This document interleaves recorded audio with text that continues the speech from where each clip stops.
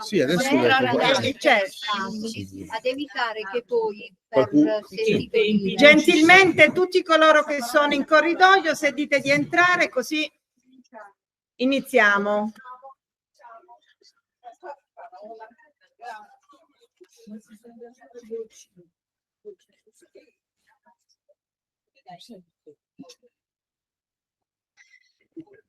Bene, allora iniziamo la seduta del pomeriggio, che è quella conclusiva per quanto riguarda l'ascolto delle relazioni dei tavoli, però prima di dar luogo all'ascolto dell'ultimo tavolo, un attimino passiamo la parola alla commissione elettorale. Parla una per tutti Maria Antonietta Baiomonte, vediamo un pochino quello che ci deve dire e poi riprendiamo con i tavoli. Grazie. Grazie colleghi. Saremo brevi, come diceva qualcuno.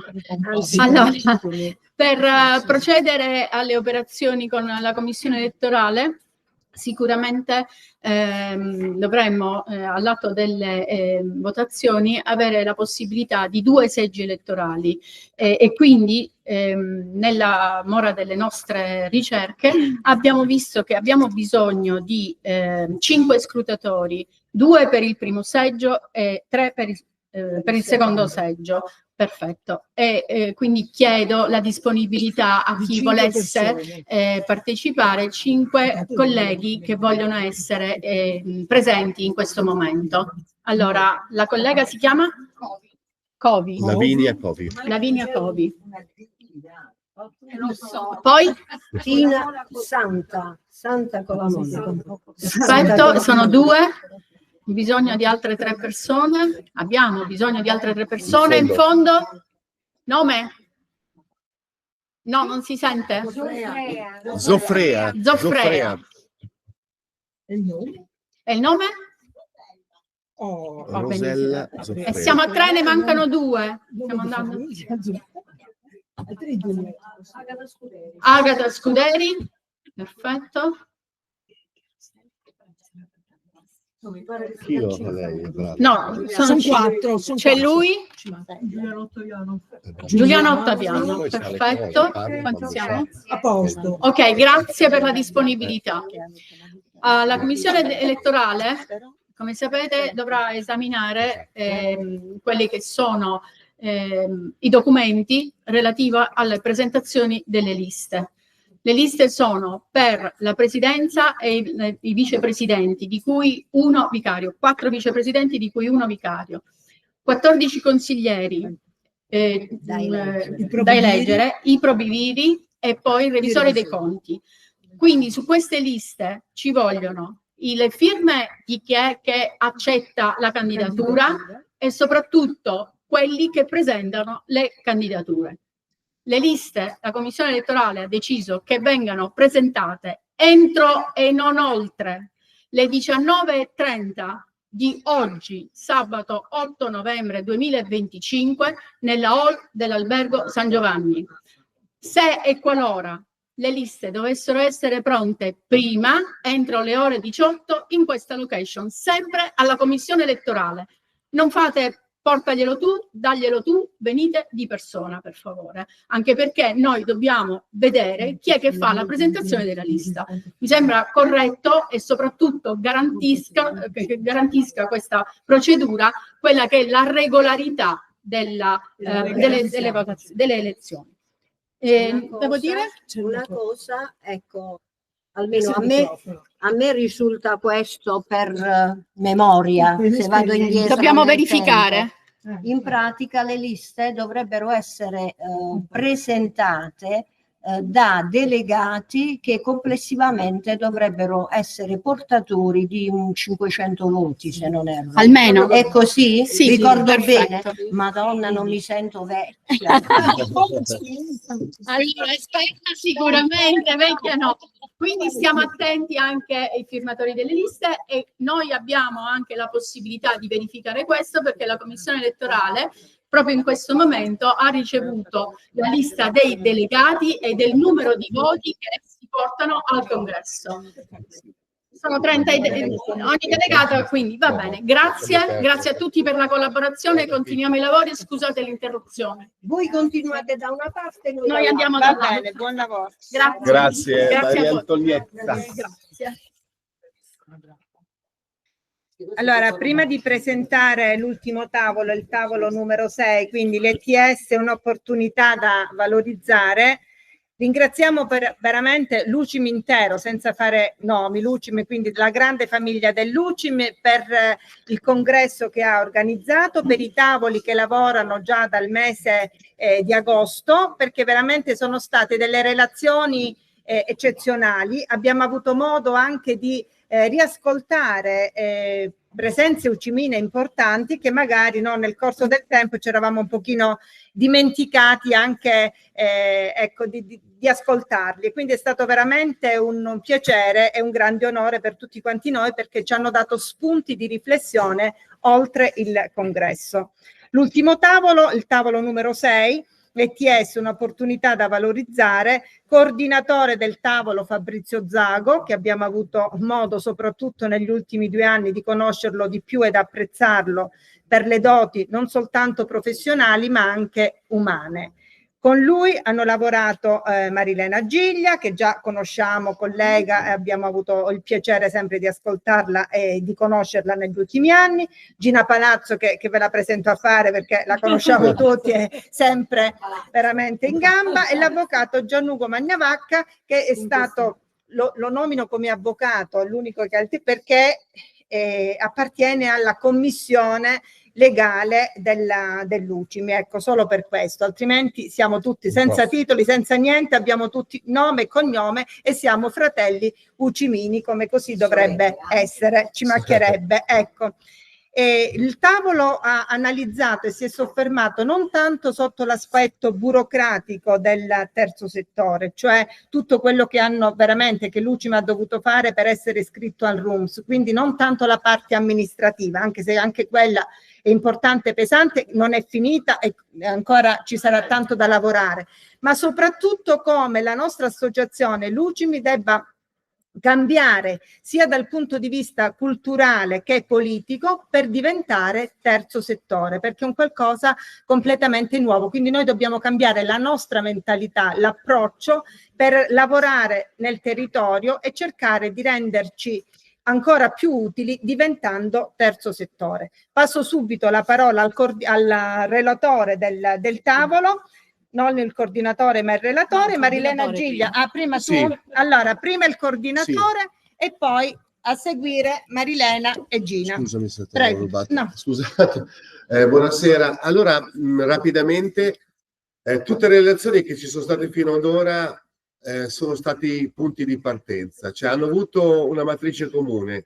Tutte queste relazioni erano un inizio, un seme, qualcosa di generativo. Soprattutto questa sul terzo settore per la nostra associazione è una novità, è l'ultima cosa con la quale noi ci stiamo confrontando e sarà anche un futuro strategico per quanto riguarda la nostra unione. E quindi stiamo cercando di, grazie a tutto il gruppo e tutte le persone che hanno collaborato a questo, di costruire questo punto di partenza. È un punto di partenza che ci accompagnerà e quindi in questo caso noi abbiamo utilizzato degli esperti, non solo un esperto, ma diverse persone o associazioni che ci potevano guidare. La prima associazione è il cantiere del terzo settore, che è un'associazione che contiene molte associazioni e cooperative, imprese sociali del terzo settore, inclusi il volontariato, che mette insieme una rete di queste associazioni che operano nel terzo settore. La parola rete l'abbiamo utilizzata spesso in questo contesto ed è effettivamente la parola chiave all'interno del terzo settore. Giovanni Ieradi è il nostro commercialista, è colui che come esperto commercialista e come esperto del terzo settore ci sta indicando sul piano tecnico amministrativo la strada per avere i bilanci, per avere tutte, diciamo, le documentazioni in regola, in quanto sapete che nel 2026 partiranno i controlli nel terzo settore e saranno fatti con grande serietà da quello che è stato dichiarato. Quindi lì dobbiamo essere assolutamente pronti, preparati e con le carte a posto, direi, come diceva mio padre, insomma. Come ogni padre di famiglia vuole essere. Ecco. Giovanni Dessì, un altro consulente, è Giuseppe Dessì. Giovanni Ieradi, il commercialista. Giuseppe Dessì, giusto, è l'avvocato che è presidente dell'ASPI, che in poco tempo, in qualche anno, da presidente dell'ASPI, Associazione Nazionale San Paolo, ha messo insieme tutte le parrocchie d'Italia praticamente per farle entrare nel terzo settore.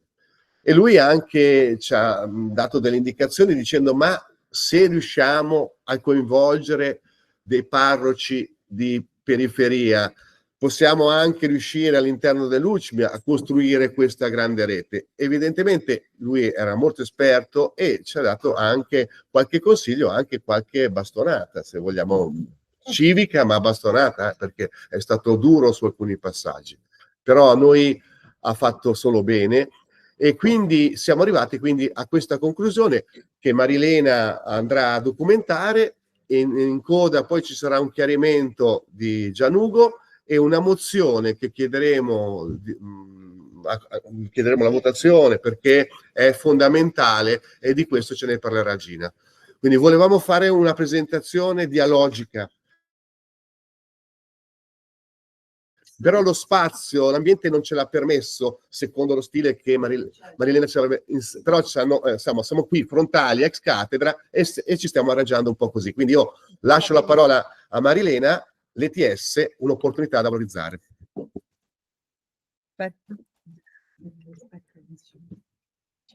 Così, okay. Mi sentite? Okay. Avvicinati un po' di più. Ok, mi avvicino. Allora, sicuramente potremo fare l'informazione e la formazione che poi sarà destinata alle sezioni, alle regioni in modalità dialogica, quindi ce lo ritagliamo come promessa, sì. Fabrizio, sì. Così abbiamo modo di far partecipare tutti, perché l'approccio dialogico, giusto per fare una piccola presentazione, riguarda proprio la partecipazione fra tutte le componenti che fanno parte di un time out oppure comunque di una comunità. Andiamo all'ETS. Intanto io volevo ringraziare Fabrizio e Gina, perché durante i lavori che abbiamo fatto mi sono sentita in famiglia, nel senso che si è sviluppata una gran bella sinergia e armonia. Abbiamo lavorato veramente bene e quello che è venuto fuori, nonostante le batoste che abbiamo preso con i consulenti, è stato quello di aprire gli occhi di fronte a delle opportunità, ma anche delle criticità che può presentare la svolta dell'ETS. Ma come tutti sappiamo, non ci sono cambiamenti senza trasformazione, quindi senza anche poi miglioramenti. Ogni cambiamento sicuramente comporta, come dire, comporta delle titubanze, comporta delle paure, ma questo poi porta ad avere delle vere e proprie trasformazioni e noi siamo in un momento in cui questa trasformazione non la possiamo subire, ma anzi la dobbiamo guidare. Allora, cosa abbiamo pensato e cosa soprattutto come ci siamo formati e informati su quelle che sono le opportunità, le trasformazioni e le potenzialità che ci può dare l'ETS. Intanto un concetto su cui mi voglio soffermare: l'UCIM naturalmente non perde la sua identità. Dal 1944, ma c'è chi è più esperiente di me, sta affrontando una trasformazione coraggiosa, ma si è soffermato a formare quelle che sono le nuove leve di docenti, a dare quella che è stata dignità educativa, ma si è soffermata soprattutto su che cosa? Sulla centralità delle persone. Ecco, noi non andiamo a perdere la nostra identità, ma cerchiamo di trasformare questa nostra eredità non come tenerlo lì come un archivio da preservare, ma come un'eredità da rendere viva e abitare il presente. Abbiamo iniziato un primo percorso a maggio del 2024, quando c'è stata la prima iscrizione al RUNS, quindi che è il primo registro unico ed è il primo passo, ma questo aspetto di tipo formale adesso è un primo passo. Il vero passo, la vera trasformazione la possiamo avere solo attraverso una scelta di tipo politico ma anche culturale. Vi dicevo, non è la nostra scelta un ripiego burocratico, né un adempimento imposto dall'esterno e nemmeno ci serve per cercare bandi o agevolazioni, è appunto una scelta culturale e politica per riaffermare la nostra dimensione ed essere soprattutto essenziale come costruttori di comunità educanti. Che significa che noi oggi possiamo essere maggiormente riconosciuti a livello sociale.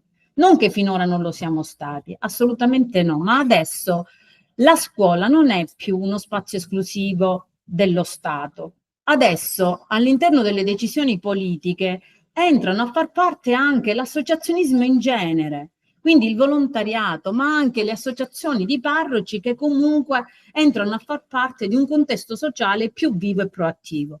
Ecco perché abbiamo bisogno anche di questo riconoscimento come ETS. Cosa comporta questo?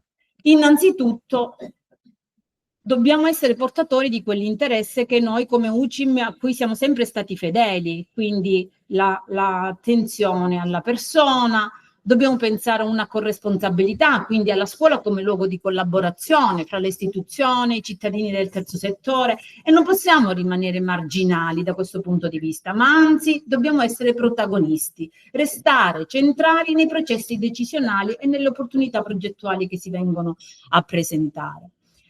Qual è il quadro normativo a cui fare riferimento? È il decreto legislativo 117 del 2017, il codice del terzo settore che ha ridefinito il ruolo delle organizzazioni no profit, richiedendo però naturalmente maggiore trasparenza, maggiore partecipazione democratica e soprattutto orientamento al bene comune.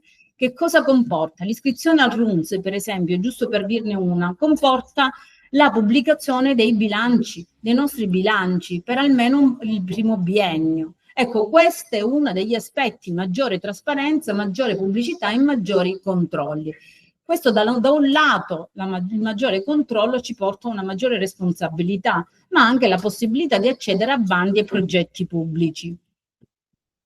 Le attività che come UCIM possiamo fare, ma io qui non mi soffermo, secondo l'articolo 5 del comma 1 del codice del terzo settore, queste sono le attività che come associazione UCIM noi possiamo insomma ridefinire: educazione e formazione professionale, attività culturali, formazione extrascolastica, tutela del patrimonio culturale e paesaggistico, turismo sociale e culturale, riqualificazione dei beni pubblici. Questa diciamo che è la categoria a cui noi già ci siamo iscritti, peraltro, all'interno del RUNS.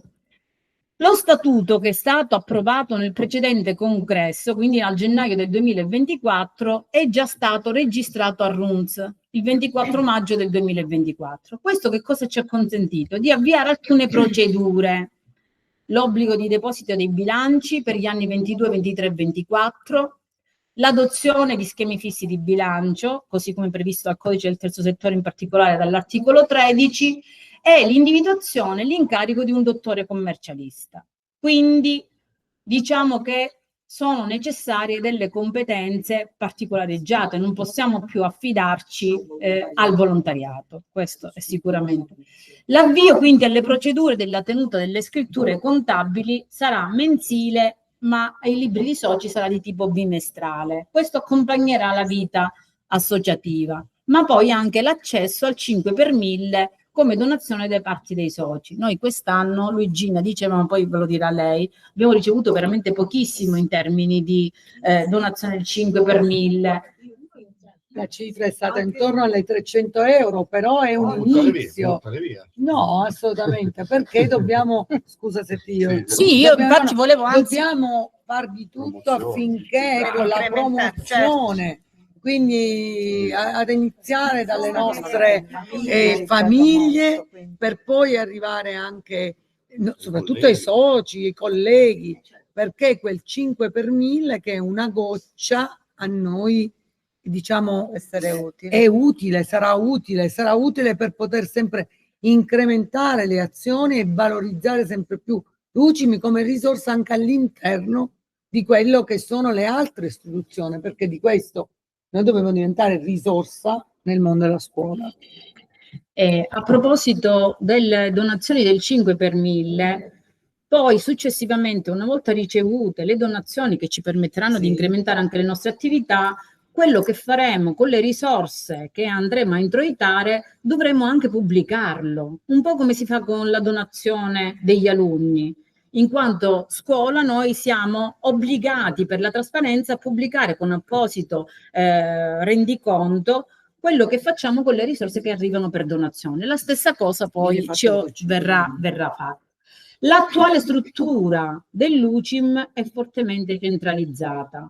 Significa che depone la totale responsabilità giuridica, patrimoniale e amministrativa al presidente nazionale e ai consiglieri nazionali per tutte le attività che vengono svolte in tutte le sezioni d'Italia. Questo capite che non è solo un limite tecnico, ma è veramente una vulnerabilità etica, perché il presidente e i consiglieri ne rispondono col proprio patrimonio personale. E una cosa del genere non è più accettabile, assolutamente. Il primo passo quindi è la personalità giuridica, acquisire la personalità giuridica. Quali sono le criticità del modello attuale? Innanzitutto abbiamo, come abbiamo visto, una responsabilità centralizzata, quindi il presidente nazionale risponde civilmente e penalmente per tutte le sezioni, con rischi patrimoniali significativi. Una mancanza di riconoscimento, nel senso che ogni attività che vuole essere fatta all'interno delle regioni o all'interno delle sezioni genera lentezza e burocrazia nelle decisioni. Scarsa possibilità di adesione ai bandi comunitari. Non solo scarsa possibilità di adesione, ma io aggiungerei anche scarsa interazione con il territorio, perché la Regione Lombardia può intercettare dei bandi che sono ad hoc per la Regione Lombardia, ma che possono non andare bene per la Regione Campania. Quindi questo è importante, che in un secondo momento anche le regioni acquisiscano autonomia funzionale e patrimoniale. Questo è il primo passo dopo la personalità giuridica.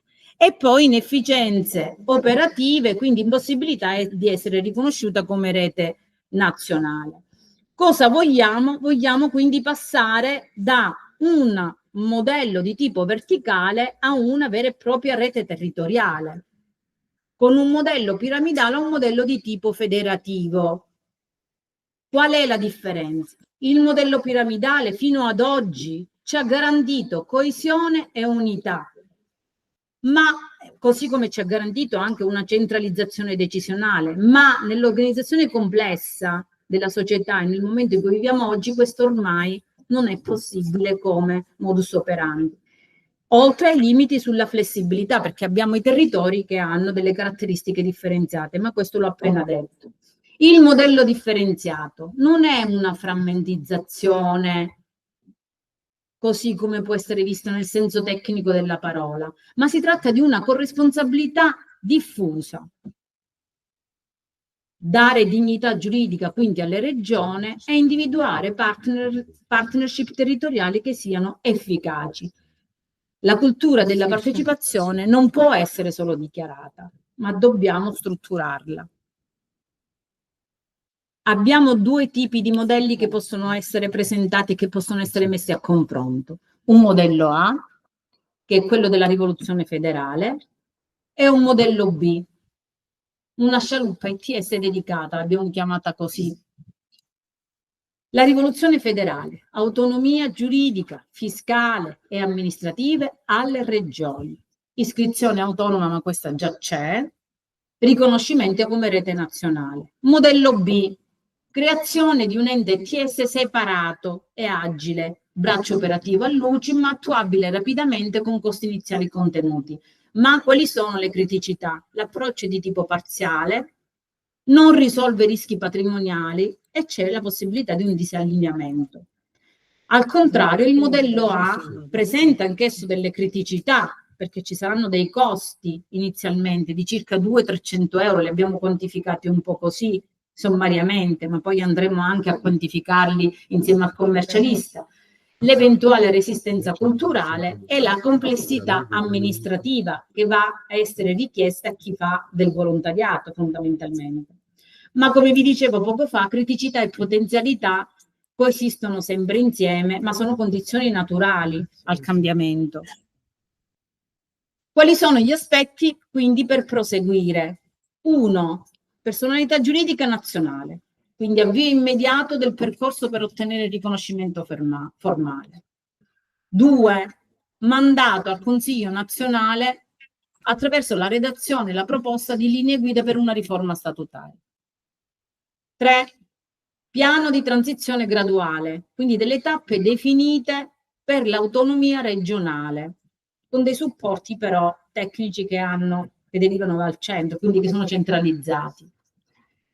Capacità di building, rafforzamento delle competenze amministrative, contabili e di progettazione sociale, comunicazione e accountability, portale quindi dedicato a un bilancio sociale, report periodici per la trasparenza e infine indicatori di impatto che comportano un monitoraggio e una rendicontazione dei risultati educativi e sociali per ogni territorio. La transizione l'abbiamo pensata come triennale, quindi potrebbe avere anche dei tempi più brevi, ma potrebbe avere anche dei tempi più lunghi. Il primo anno l'abbiamo pensato come la possibilità di passare a una personalità giuridica nazionale, pensare a un adeguamento statutario e definire i modelli organizzativi. Il secondo anno come la creazione di prime regioni pilota che hanno autonomia fiscale e capacità progettuale. Il terzo anno estensione graduale, progetti in rete, bilancio sociale e formazione permanente. Come diceva Fabrizio, se ci sono riusciti i parroci, se ci sono riusciti i vecchietti che si incontrano all'interno delle chiese per giocare un po' a carte oppure per vivere dei momenti di convivialità, ad avere una struttura ben organizzata, non vedo come non possiamo riuscirci noi. Quali sono? Devo stringere potenzialità, no? Ok. Su questa slide mi voglio soffermare un attimo. Ciò che non cambierà è ciò che può cambiare. Ciò che non cambierà è la centralità della persona, l'etica della professione docente, la difesa della scuola pubblica, la visione cristiana e umanistica, la formazione integrale dell'educatore. Ciò che può cambiare, le forme di presenza pubblica, strumenti trasparenti di gestione, dialogo paritario con l'istituzione, capacità di rendicontazione e misurazione dell'impatto sociale. Quindi io già, come dire, sono alla fine. Vorrei dire cambiamo la forma, ma che non significa cambiare anima, ma significa adeguarsi e abitare il tempo. La trasformazione dell'ETS non è una minaccia all'identità storica dell'UCIMI, ma garantisce anzi sostenibilità e rilancia la missione nel contesto contemporaneo. È un'opportunità di crescita per noi che coniuga contemporaneamente tradizione, innovazione, spiritualità e competenza. Sulla personalità giuridica adesso io passo la parola a Gianlugo, ecco, che si occuperà. E poi a Gina. Grazie. Trascinatelo così. Grazie, bravo. Grazie. Sentite? Si sente? Ok. Allora, mi hanno dato il delicato compito di illustrare la differenza tra soggetto con personalità giuridica e soggetto senza personalità giuridica. Attualmente l'UCIM, come voi sapete, è un'associazione non riconosciuta, quindi è soggetto del diritto, che opera appunto come anche un soggetto che può stipulare contratti, ricevere per donazioni, eccetera, eccetera, però non ha la personalità giuridica. L'aspetto principale della personalità giuridica è l'acquisto dell'autonomia patrimoniale perfetta, che permette la distinzione globale del patrimonio dell'associazione da quello del patrimonio dei soggetti che la compongono. Quindi, di conseguenza, attualmente il regime di responsabilità sociale dell'UCIM è basato su una responsabilità del fondo comune, leggi conto corrente e patrimonio dell'associazione, che risponde in via principale con una responsabilità personale e solidale di chi agisce ai sensi dell'articolo 38 del Codice Civile per conto dell'associazione, leggi, presidente e poi organi amministrativi. Ovviamente ha ricaduta anche i soci, ma i soci solo nel momento in cui compiono atti per conto dell'associazione. Quindi questo è un regime globale di responsabilità dell'UCIMI di adesso. Quello che vogliamo fare e che è stato proposto con questa mozione è quello di ottenere la personalità giuridica e di conseguenza l'autonomia patrimoniale perfetta per avere una maggior garanzia di distinzione patrimoniale del patrimonio dell'associazione da quello dei singoli soci. Tenete presente una cosa, che attualmente nelle associazioni non riconosciute c'è proprio una responsabilità sociale, come vi dicevo, solidale e personale degli associati, concorrente con quella dell'associazione, e si ha una sorta di fideiussione ex lege, questo lo dice proprio la Cassazione, per cui il patrimonio dell'associato che ha agito in nome per conto dell'associazione concorre con quello dell'associazione stessa a garantire il pagamento delle obbligazioni sociali. Quindi se c'è un debito, in prima battuta ne risponde l'UCIM, ma se l'UCIM non ha soldi, ne risponde anche chi ha agito, e per principio generale contenuto nel codice civile il debitore risponde con tutti i suoi beni presenti e futuri. Quindi capite bene che la responsabilità è piuttosto alta. Con la conversione nel regime di personalità giuridica e autonomia patrimoniale perfetta, questo non sussiste più, perché poi di tutte le obbligazioni sociali ne risponde solo e unicamente l'associazione. Grazie.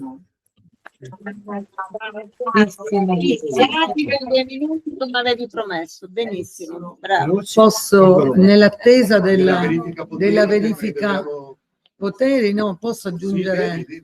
Allora, io oggi devo dire una cosa importante per me. Ringrazio questo tavolo, il coordinatore in particolare, ma i membri del tavolo, perché per me in modo personale l'ho vissuto dal primo giorno, ho vissuto dal primo giorno la possibilità di dire a tutti quanto importante possa essere crescere e avere nell'UCIMI la personalità giuridica, perché alla luce della nostra crescita come un'associazione unita e di risorsa nel professionale, è molto importante poter essere un ente del terzo settore. Io ci ho creduto dal primo momento e non adesso voi sapete, mi conoscete, da 2 anni che esatto. E quindi oggi il fatto che ho questa condivisione che forse all'inizio non c'è stata, e di questo me ne faccio carico, perché magari era solo un mio modo, entusiasmo, un mio desiderio. Oggi invece vedere in tutti voi l'attenzione e aver avuto il supporto degli altri colleghi è veramente il raggiungimento già di un primo passo, ma che servirà a portare. Quindi grazie di questa possibilità. Poi mi devo un attimo fermare perché Arnaldo, tu sei già pronto con la commissione? E allora qua così poi leggo. Leggi la mozione? Sì. La mozione? In questa istanza vi verrà distribuito. Grazie. Parla un attimo. Cosa? Sì, un attimo, il tempo che il presidente della commissione verifica potere dà delle indicazioni. Prego. Allora, buon pomeriggio a tutti. Allora, siamo pronti innanzitutto con i cartellini che vi permetteranno da questo momento di esprimere il vostro voto per le prossime mozioni, per le prossime delibere e soprattutto per domani mattina per le elezioni del nuovo Consiglio nazionale. Nei cartellini gialli sono indicati il numero complessivo di voti attribuiti al delegato nazionale. Il numero partiva originalmente per tutti da 30, ma chiaramente con le subdeleghe e con la ripartizione dei voti di coloro che poi all'ultimo sono risultati assenti, i voti rimangono alla regione e vengono ridistribuiti in ordine secondo l'elenco dei delegati della regione. Se in una regione non sono presenti fisicamente delegati, i voti di quella regione automaticamente si perdono, ma in presenza anche di un solo delegato, i voti complessivi di quella regione sono fatti propri da quell'unico delegato. Quindi nella votazione che seguirà dalla prossima mozione in avanti, è chiaro che il voto di ciascuno è in funzione di quanti sono quelli trascritti qui. Noi per comodità prenderemo i nominativi dei voti contrari e poi abbiamo l'elenco e abbiamo subito la sommatoria. Preciso che il numero complessivo dei voti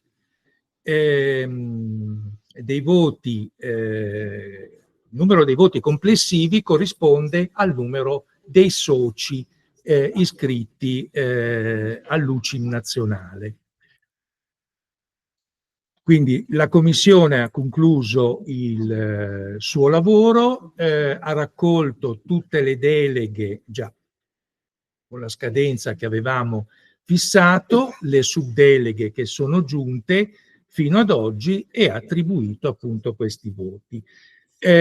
Numero complessivo di delegati in questo momento sono 61, ne attendiamo ancora 2 dalla Liguria, abbiamo dato tempo oggi per accreditarsi, presumibilmente domani mattina sarà ancora presente l'unica delegata che giunge dall'Umbria e che in quel caso potrà esprimere il suo voto come portatrice dei voti della propria regione esclusivamente per la votazione del nuovo Consiglio.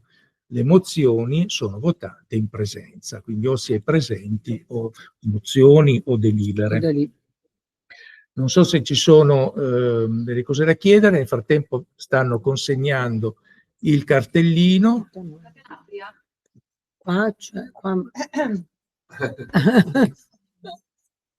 Scusa. Ok, io non...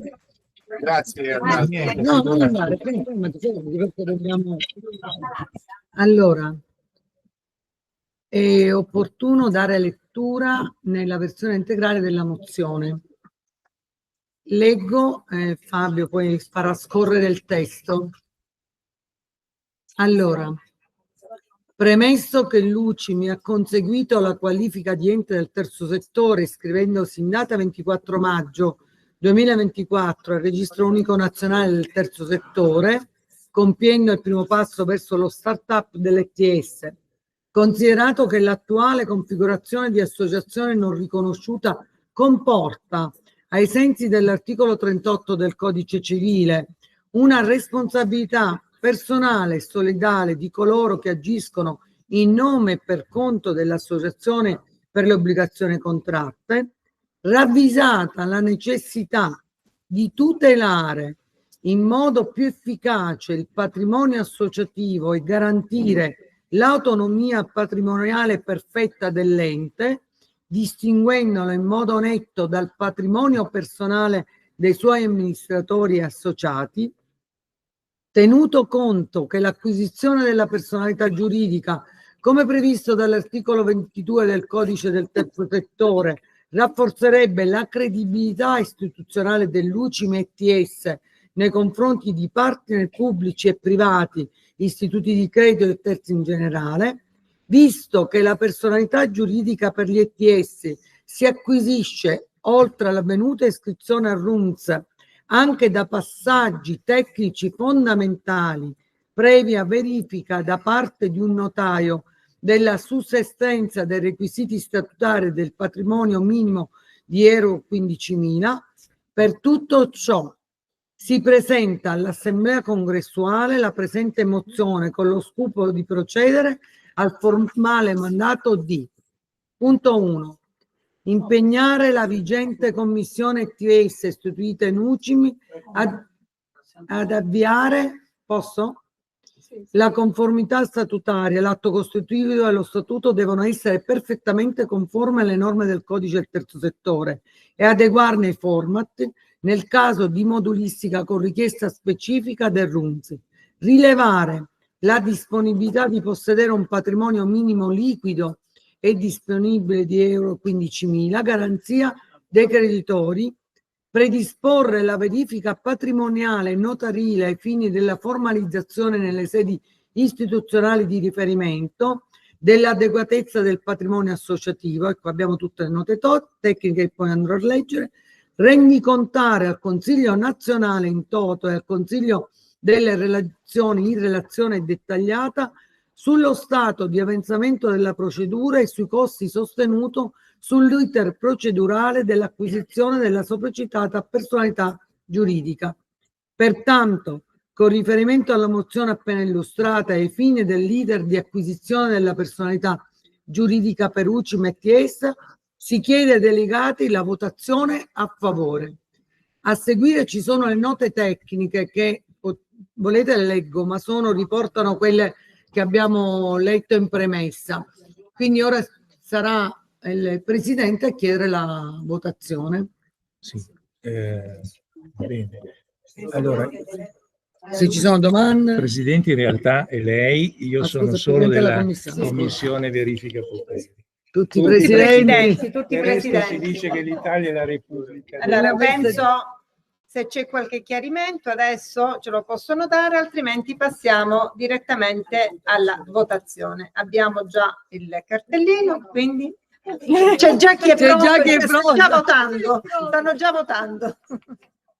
Come? Con la mano. Con la mano, con la mano. Allora, chi si esprime a favore, alzi la mano. Chi è a favore, alzi la mano. Alzi il cartellino. Qualcuno non ce l'ha.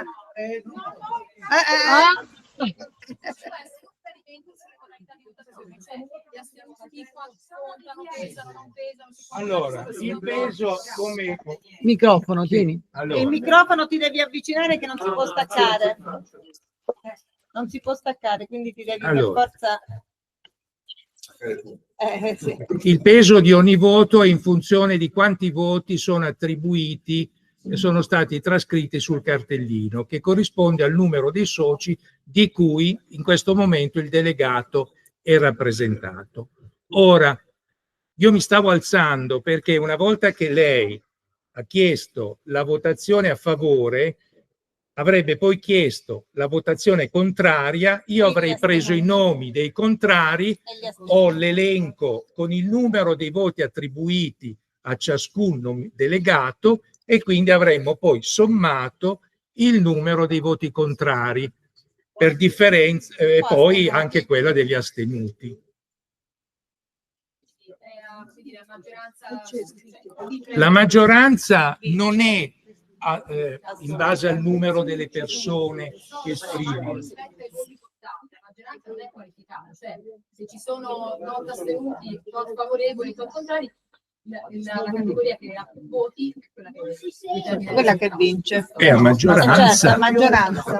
Sì, nelle votazioni il ruolo degli astenuti ha un peso e questo che non è un problema. Ma se sono la maggioranza gli astenuti, è certo un po' che come in una delibera collegiale in collegio docenti, se ti astieni la maggioranza dei voti a favore, se sono maggiori del numero dei voti negativi,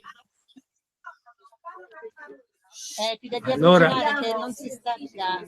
Non ti stacca, Ti devi avvicinare tu. Allora, se chiarisco, è esattamente come avviene nella votazione di un collegio docenti. X si astengono, vorrà dire che se il numero dei voti a favore è superiore al numero dei voti contrari, la delibera passa. Esattamente come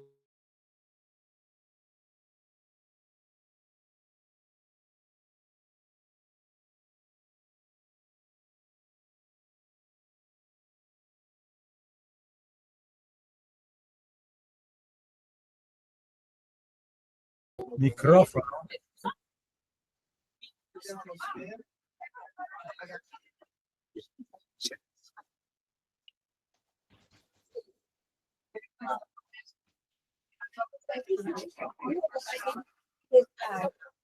Le ha mandate già.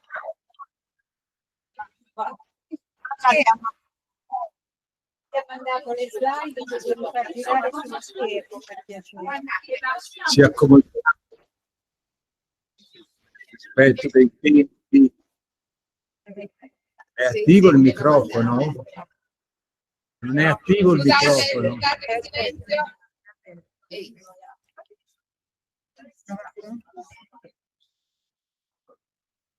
È attivo il microfono? Mi si sente? Mi si sente? Grazie. Per favore, prendete posto.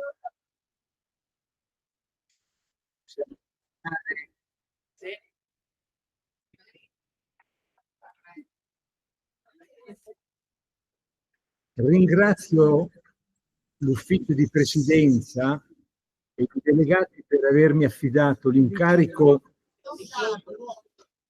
di presiedere la sessione pomeridiana di oggi.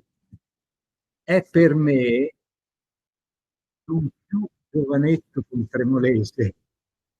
Questa mattina Andrea ci ha fatto la gentilezza. Un piacere e un onore che mi avete. In questa seconda sessione ci accingiamo ad ascoltare le linee programmatiche dell'UCIM contenute nella relazione finale di Giovanna Venturino, di Elena Fazzi e di Chiara Di Prima, a suggello di un faticoso ma prezioso lavoro portato avanti in modo unitario dal nord, dal centro, dal sud. La storia che ci caratterizza è costellata di scelte coraggiose e coerenti con la nostra più genuina e consolidata tradizione, per cui ci sentiamo di continuare con fierezza la nostra professione al servizio della scuola e per la scuola. Con questa breve riflessione, frutto del mio lungo cammino giunto ormai al compimento dei 50 anni di appartenenza all'UCIM, mi sorge ancora spontanea la domanda: ma noi che idea abbiamo della scuola? La risposta, in una realtà così complessa e complicata come quella in cui viviamo, che muta rapidamente in una società scomposta, frammentata, smarrita, spesso subordinata ad una incontrollata tecnologia, ci rimanda all'eterna idea che abbiamo dell'uomo e che ci accompagna fin dalla nostra fondazione. Argomento questo riecheggiato anche nella mattinata di oggi, nelle relazioni precedenti. Non possediamo ricette preconfezionate, risolutive, ma per noi ucimini vi sono dei punti di riferimento, delle convinzioni, direi certezze che sono basilari nello svolgimento della nostra professione. L'uomo per noi è anzitutto persona, poi cittadino, poi lavoratore. 3 definizioni che si intrecciano, procedono di pari passi, non si contrappongono. L'uomo si educa, si istruisce, si forma in continuità e in sinergia e fino al termine della vita. Luciano Corradini, insistendo su questi concetti, ci è sempre stato da guida. Le fonti della nostra ispirazione sono i principi fondamentali, i diritti e i doveri dei cittadini, in particolare gli articoli 3, 9, 33 e 34 illustrati nel tavolo presieduto da Marcella Paggetti, ma citata anche da altri.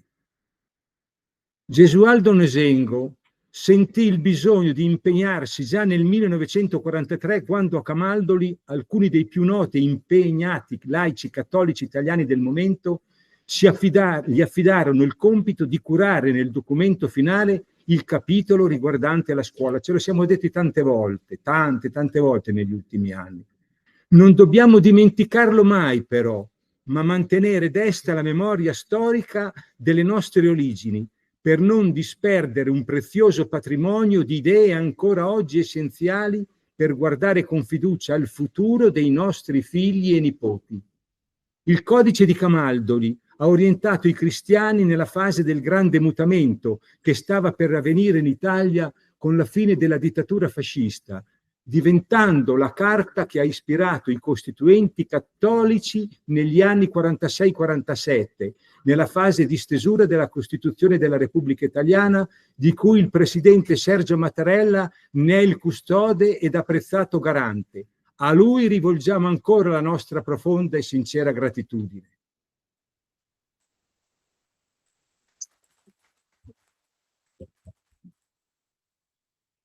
Non posso non ricordare la presenza, ma non è un fatto campanilistico questo, quando Sergio Mattarella venne a un nostri 2 convegni che si tennero in una località che non cito, ma che mi è particolarmente cara, che si tennero nella stessa settimana, e lui venne a gratificarci con la sua presenza come ministro della pubblica istruzione, accolto da Cesarina Checcacci. Dalle ceneri di un conflitto mondiale e dalla volontà di risorgere delle parte migliore del popolo italiano nasce la nostra Costituzione repubblicana, ispirata da un fortissimo desiderio di pace e di libertà e proiettata in un orizzonte di grandi speranze. Non ci appartengono modi di pensare ed agire ancorati a principi che si rifanno al populismo, al sovranismo e al suprematismo. L'idea che abbiamo di come concepire la vita democratica è invece quella che si ispira alla concezione pedagogica del personalismo cristiano, che già aveva illuminato il pensiero di diversi pedagogisti cattolici d'Oltralpe nel primo Novecento. Il riferimento è chiaro a Mounier e Maritain, però questa mattina ce l'ha ricordato anche Andrea Damagni a questa impostazione. In noi c'è anche qualche cosa d'altro che ci aiuta e ci conforta nella nostra professione. La fede in Gesù Maestro, che ci chiama ad aprirci al Vangelo, a leggerlo e ad interpretarlo. Ci ispirano anche i tanti documenti conciliari, l'abbiamo sentiti questa mattina, la Gravissima Educationis e tanti altri. Le sollecitazioni della Conferenza Episcopale Italiana sulla scuola, più volte espressa nel corso degli anni, come pure la dottrina sociale della Chiesa, riproposta nella sua concretezza e credibilità dall'attuale pontefice nel solco indicato dai suoi predecessori. Lui che ha voluto assumere il nome di Leone, in memoria e in ricordo nella testimonianza data da Leone XIII con la sua enciclica Rerum Novarum. La recente lettera apostolica di Leone XIV, intitolata Disegnare nuove mappe di speranza, ci insegna che non esistono metodi unici, bensì stili educativi che è necessario entrare nel mondo interiore dei nostri allievi in modo da orientare ciascuno verso la strada migliore. Al centro di ogni azione educativa deve restare la qualità della relazione umana che viene prima del programma da svolgere, dell'interrogazione programmata e del voto da assegnare. Tutti i concetti che abbiamo rinnovato in questi giorni. In occasione del giubileo del mondo educativo del 31 ottobre, quindi della scorsa settimana, davanti ai docenti arrivati a Roma di tutti i continenti, lo ricordava il nostro consulente padre Oddone, il Papa ha consegnato 4 parole chiave, frutto della sua esperienza dietro la cattedra: l'interiorità, l'unità, l'amore e la gioia. Qualcuno stamattina, anche Razamani ha parlato di gioia, di essere gioiosi. Principi che anche per noi dovrebbero diventare i cardini di un cammino fatto insieme ai nostri alunni. Ci sentiamo di riconfermare con questo congresso di svolta generativo sotto il profilo culturale, come ha sottolineato Elena nella sua relazione in apertura dei lavori, la convinzione di non essere soli, di avere la capacità di interpretare i reali bisogni che ci provengono da tanti giovani che ci sono stati affidati, che ci interpellano ed hanno bisogno di educatori seri, responsabili e a loro volta intenti a riscoprire la loro vocazione. Ci impegniamo a farlo con le famiglie, con le associazioni professionali, con i sindacati, con le istituzioni presenti sul territorio, con le preziose risorse umane che ci provengono dal vasto mondo del volontariato, di cui l'Italia è ricchissima, stipulando patti educativi globali e di corresponsabilità per una scuola che sia sempre di più inclusiva, tutti e di ciascuno come tantissime volte abbiamo sentito dirlo dalla nostra Cesarina, scuola di tutti e di ciascuno. A proposito, riferiva alla scuola media, la scuola di tutti e di ciascuno, ma oggi è la scuola di ogni ordine e grado, inclusione. Gianna, dove sei Gianna? Elena, Chiara, a voi il compito di farvi carico e di trasmetterci le tante idee e proposte provenienti dalla nostra base associativa, dalle sezioni che sono il pulsante dell'UCIM, la sua vera essenza, non un appendice dell'UCIM nazionale, ma piuttosto l'UCIM stessa, come più volte ci ha ricordato il nostro consulente, Monsignor Giuseppe Rovea, consulente dal 1967 al 1990.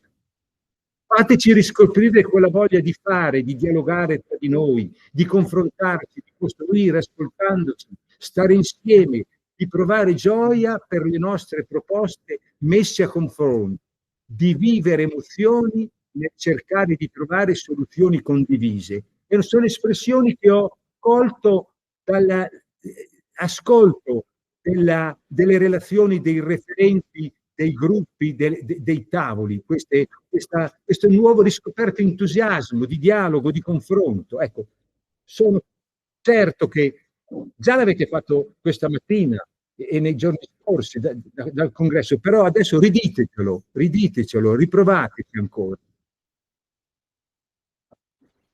Provate pure voi a volare in alto, a pensare in grande. Ci ripeteva nei tanti convegni e seminari l'illustre pedagogista e presidente UCIM, che è stato Aldo Agà, successore di Nosengo, dal 1969. Diteci che è possibile, e ho terminato, voltarsi indietro per pensare al nostro passato, fino a quello più lontano, per attingere il meglio della nostra identità e poter vivere le tante difficoltà del presente, l'oggi, senza scoraggiarci, per proiettarci verso il futuro che dobbiamo costruire, compiendo, come abbiamo fatto nei momenti più difficili e sofferti, delle scelte politiche, non certamente partitiche, scelte politiche con la P maiuscola, mediante l'esercizio di una responsabilità come quella che stiamo per fare anche in questo evento congressuale, intesa questa scelta politica come la più alta forma di carità, espressione che amava ripetere San Paolo VI. Grazie della vostra attenzione e a voi la parola.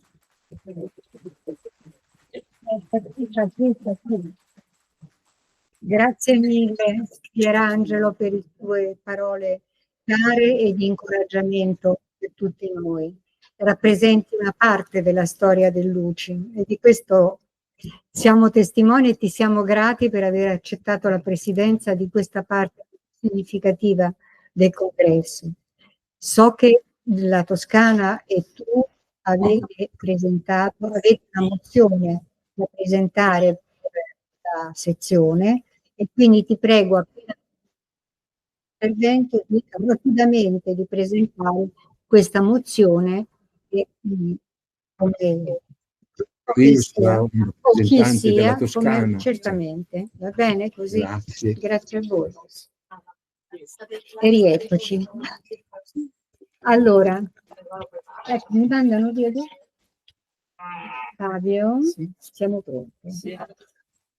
Allora, il titolo lo vedete, progettare il nostro futuro insieme, ormai lo sapete fino allo svenimento, in cammino per un passo educativo comune.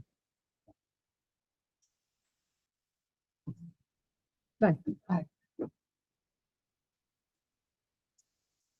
Dal 1944 al servizio della scuola, l'UCIM ha una strada da percorrere e vogliamo scegliere insieme questa strada e soprattutto percorrerla tutti insieme.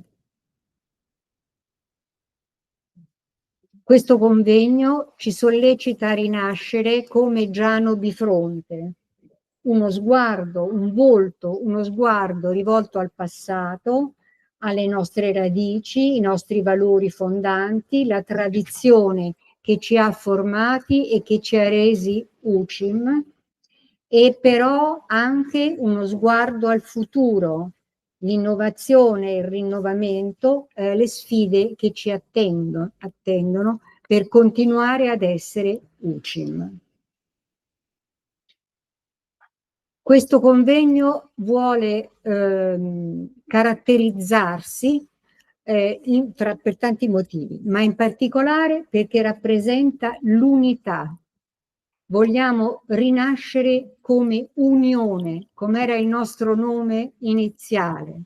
E qui voi vedete a questo tavolo Gianna Venturino, Chiara Di Pruni ed io, che rappresentiamo le tre Italie, l'Italia del Nord, l'Italia del Centro e l'Italia del Sud. Come... Prego? Non tre Italie. No, le tre Italie che si riconoscono in un'unica Italia. Finora c'era stata una distinzione fra le varie parti e le varie regioni. Noi lavoreremo perché tutto questo non ci sia assolutamente più. L'UCIM è una e tale in tutta l'Italia. E quindi saremo uniti tutti noi, spero, negli ideali, nelle idee, nell'impegno e nella speranza per il nostro futuro. Parafrasiamo la frase di un grande presidente americano e la troviamo particolarmente adatta per la nostra Unione. Non chiedetevi cosa l'UCIM possa fare per voi, ma cosa voi potete fare per l'UCIM, perché questo è lo spirito della nostra rinascita. Dare quello che noi riusciamo ad essere e a fare all'UCIM, perché l'UCIM rappresenta tutto ciò nel quale noi crediamo. Questo è lo spirito che deve guidarci nel proporci per qualsiasi carica, qualunque carica, all'interno dell'Unione, che in questa fase di rinascita ha bisogno del contributo di ciascuno di noi. Animati da un ideale cristiano e civile per promuovere una scuola a misura di persona e mettendo a disposizione tempo, competenze e cuore. Tutto questo ci permetterà di coltivare una visione di servizio. L'UCIM non è fine a se stessa, ma al servizio della persona, della scuola, del paese. Abbiamo sintetizzato fra tante parole sulle quali abbiamo riflettuto, che abbiamo sentito anche oggi, dei gruppi di parole che ci sembrano particolarmente significativi e che vi verranno spiegati a turno da ciascuna di noi. Passo la parola a Gianna Venturino, che vi spiegherà il senso di queste parole chiave che devono guidare, sono come dei raggi luminosi che guidano la nostra opera, e le sue parole chiave sono unità e condivisione. Questo non funziona, No, non funziona bene. Vabbè. Ce l'avevamo detto. Vabbè, ce la posso fare così? Sì. Mi sento un po'... Ecco, mi sento... Allora, le mie parole chiave, quelle che abbiamo deciso insieme, che avrei dovuto spiegare brevemente, sono unità e condivisione. Devo dire che in parte, anzi, praticamente l'ha già spiegato il nostro Pierangelo, quindi vabbè, lo copierò un po' in questo discorso. Repetita Juvant. Io sono molto contenta di quello che ha detto Pierangelo, perché è stata veramente una ricostruzione civile, politica, religiosa di quello che è la nostra associazione e mi ha molto commosso. Mi ha molto commosso perché e sono contenta che sia stato proprio lui a darci questo testimone, giusto? Allora, ne abbiamo parlato tanto di unità e di condivisione in questo convegno congresso. Devo dirvi una cosa, quando io ho pensato ai tavoli, lo dico adesso, non lo dico dopo, li ho pensati in segno della condivisione. E mi sono venuti in mente perché la mia maestra era Rosa Calzecchi Onesti, la mia maestra UCIM, la Rosa, che aveva un bel carattere. Poi era una persona piccola, ma veramente una donna d'acciaio. E guardando i vecchi libretti UCIM, che adesso purtroppo non si fanno più, non so se avete presente quei piccolini sulle tematiche, molto spesso io li riguardo e poi dico, ma hanno già detto tutto questi, a noi cosa riviene da dire? E guardandoli, i congressi UCIM erano tutti fatti in questo modo, quindi erano dei congressi che effettivamente avevano uno spessore culturale importante, che lasciava da parte tutte le polemiche, giusto? Questo è lo spirito UCIM ed è lo spirito di condivisione. E quindi noi abbiamo ripreso, nella mia testa era appunto questo filone, riprendiamo la cultura UCIM. Quando stamattina e anche ieri sentivo i tavoli, a parte che ero molto contenta perché c'è stata un'adesione molto importante, soprattutto su alcuni tavoli. E alcuni erano un po' più complessi da gestire, come quello di Andrea, ti abbiamo dato un tavolo pazzesco. Però era una visione politica, cioè l'UCIM ha una visione politica della realtà e soprattutto deve averla in questo momento storico. Allora, unità. Noi nasciamo da una situazione, come ha detto Pierangelo benissimo, da una situazione di macerie dell'Italia. E in questo momento la situazione di macerie dell'Italia secondo me c'è, ma c'è anche a livello politico, l'abbiamo detto tutti, a livello internazionale. E quindi il senso della nostra associazione è ricostruire, rinascere. Allora, il termine rinascere ha una doppia valenza, rinascere come associazione, perché noi non dobbiamo nasconderci le fratture che ci sono state, il disagio che c'è attualmente, il fatto che tutti in questo convegno, da questo convegno usciamo sereni, dicendo finalmente, io ho sentito molti che dicono finalmente c'è un clima sereno, allora vuol dire vero Angela?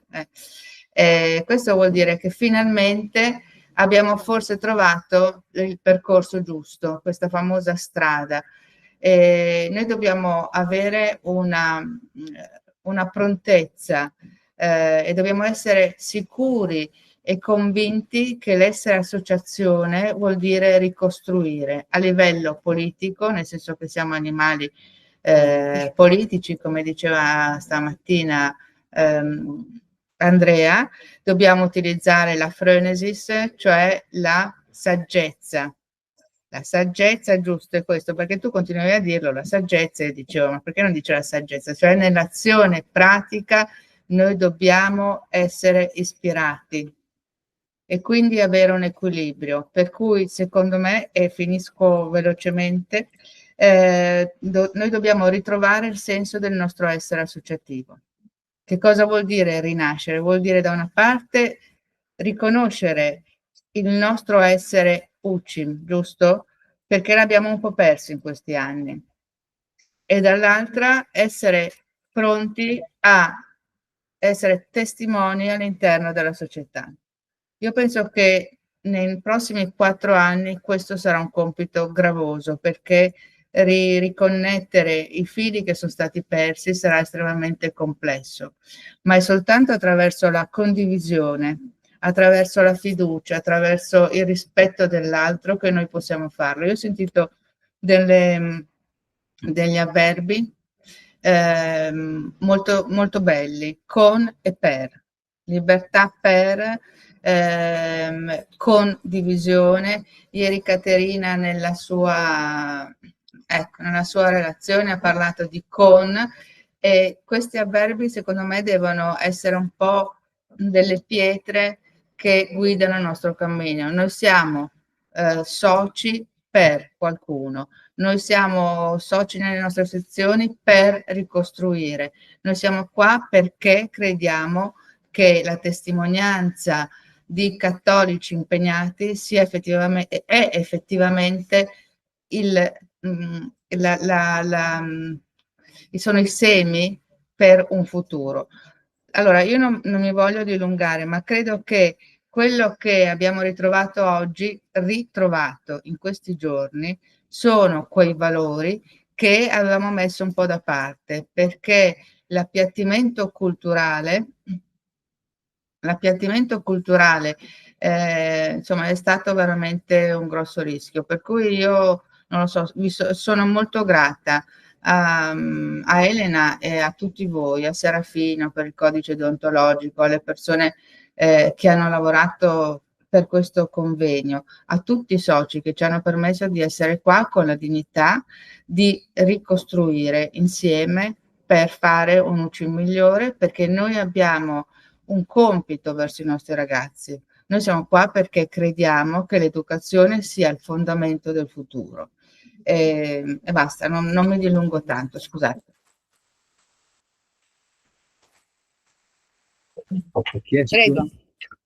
Ha chiesto di parlare, intervento, prego. Sei? Presentarsi, grazie. Scusa se...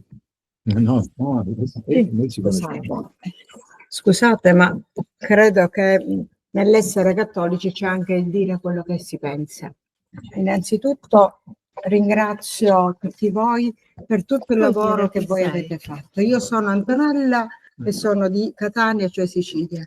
Mi sentite? Ora sì, scusate, siccome sono un poco sorda, quindi mi preoccupo che gli altri non sentano.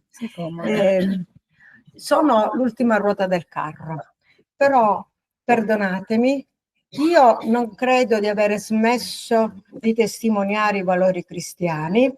Io non credo che, e come me sicuramente questa platea non ha smesso di testimoniare o di lavorare o non ha avuto condivisione. Sicuramente voi sapete cose che magari noi non sappiamo, però abbiamo tutti continuato a testimoniare i nostri valori cristiani, altrimenti non saremmo qua.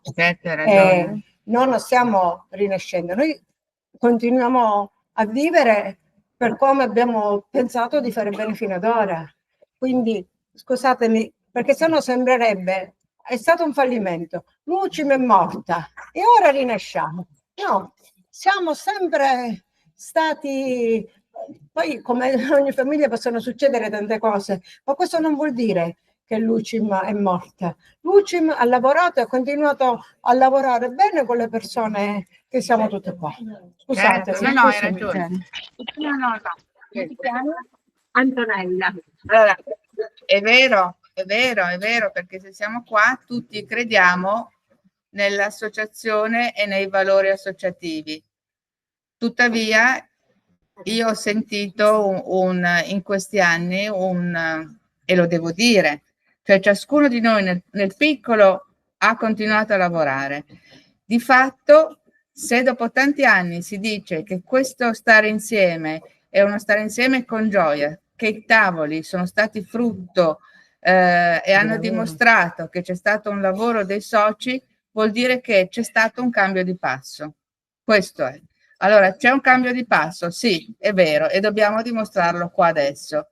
Allora, rinascere vuol dire anche riflettere, perché se io non prendo atto di quello che c'è stato, non sono nemmeno un docente riflessivo. Allora, ok, allora io rifletto su quello che è stato per andare avanti, per migliorare. Scusate, avrei solo una mozione d'ordine. Chiederei che la relazione conclusiva sia disposta per e poi dopo e poi eventualmente si apre il dibattito, perché se la interrompiamo a singhiozzo su ogni parola o intervento se ne perde il senso complessivo, che è invece il senso di questa relazione finale. Grazie.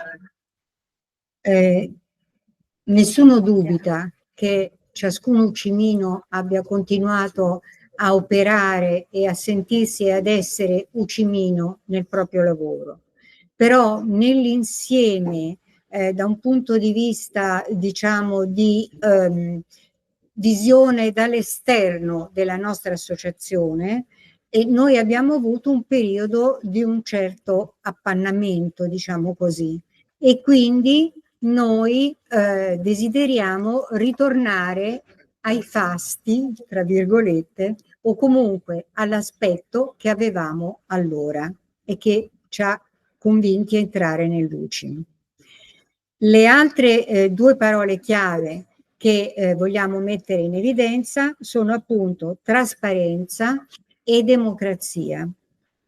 Trasparenza vuol dire che noi vorremmo lavorare nella piena considerazione degli organi nazionali, rispettando ogni passaggio istituzionale, e già vediamo che c'è un ritorno all'antico e non all'antico, al passato remoto, non tanto al passato prossimo, e affrontando apertamente i problemi, esaminando con serenità le decisioni da prendere, ascoltando i punti di vista diversi che è giusto ed è legittimo esprimere in questa associazione e che ci arricchiscono e ci danno spunti di riflessione, perché tante volte non riusciamo a trovare le parole perfette per esprimere quello che noi pensiamo. Quindi alcuni diciamo, punti di vista diversi ci aiutano a focalizzare il nostro. E poi siamo comunque come futuro, o comunque auspichiamo che il futuro gruppo dirigente esprima, insomma, sia consapevole di dover rendere conto alla base delle scelte effettuate e rassicurarla che queste scelte sono state effettuate collegialmente, realmente collegialmente, e in quest'ultimo periodo, ogni volta che si è riunito il Consiglio nazionale o il Consiglio delle Regioni, è stato mandato per tempo tutto il materiale necessario perché potesse essere letto, esaminato, affrontato e sul quale si potesse discutere, non trovandolo solo di fronte all'ultimo momento, ma avendo avuto il tempo di studiarlo e di formulare le proprie interpretazioni. L'altra parola che è strettamente legata alla democrazia e alla trasparenza è la parola democrazia. In associazione il potere decisionale e la responsabilità di guidare non sono e non devono essere concentrati in una sola persona, ma distribuiti tra i più membri del team. Il presidente deve delegare settori significativi del lavoro da compiere ai 4 vicepresidenti che lo organizzano, coinvolgendo i consiglieri nazionali. C'è da lavorare per tutti, questo è tradotto in parole povere e chiare. La gestione della leadership deve essere considerata e realizzata in maniera condivisa. Non è più tempo di leadership autoritarie, è tempo di leadership distribuita e condivisa, in cui la rete e le relazioni di interesse sostituiscono gli organigrammi a piramide. Noi vogliamo che gli organi intessano e sostituiscano gli organigrammi precedenti, e i dirigenti e gli organi nazionali si pongano al centro di un cerchio, anziché in cima ad una piramide. Come voi sapete, il centro del cerchio è equidistante da tutti i punti del cerchio e quindi tiene conto ed è in rapporto costante con tutti i punti del cerchio.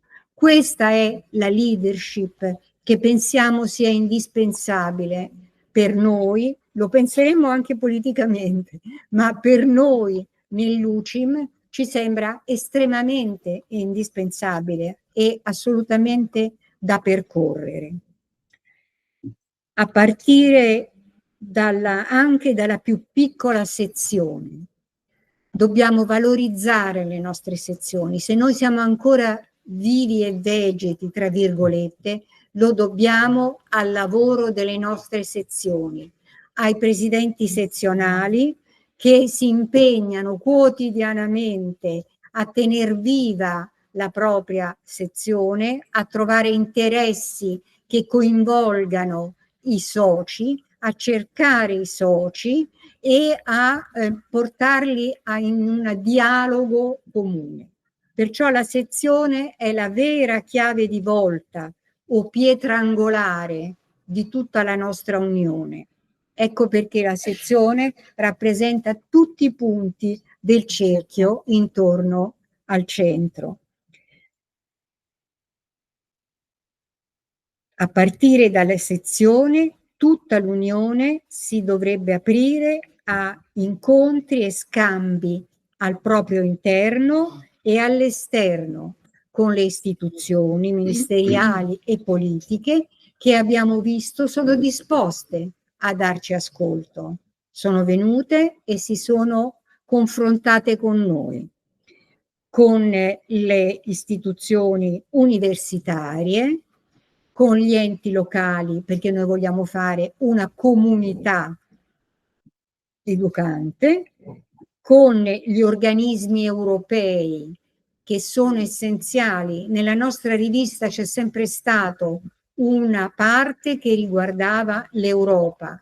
Noi abbiamo avuto una commissione europea che si occupava dell'Europa e dobbiamo continuare questo gesto, questa strada, perché l'Europa è nel nostro destino, è la nostra salvezza. Se non riusciamo a essere uniti come Europa e a conoscerci tra europei, non avremo nessun peso nel mondo e nella politica mondiale.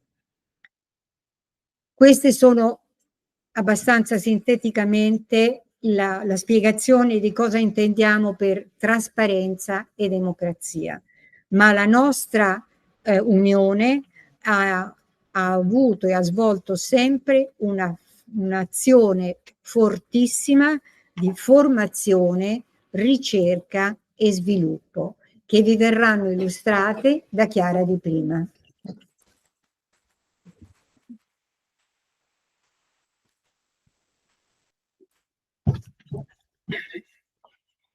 Grazie Elena, grazie per questa opportunità, per questa scelta che non è soltanto tecnica di passaggio di parola, ma è una condivisione e una sintonia di intenti, è una unione, condivisione, una prospettiva di orizzonte comune che abbiamo voluto dare, anche restituire come senso al congresso, perché come ben esposto Elena, come Giano Bifronte, non possiamo guardare al futuro senza alimentare le nostre radici.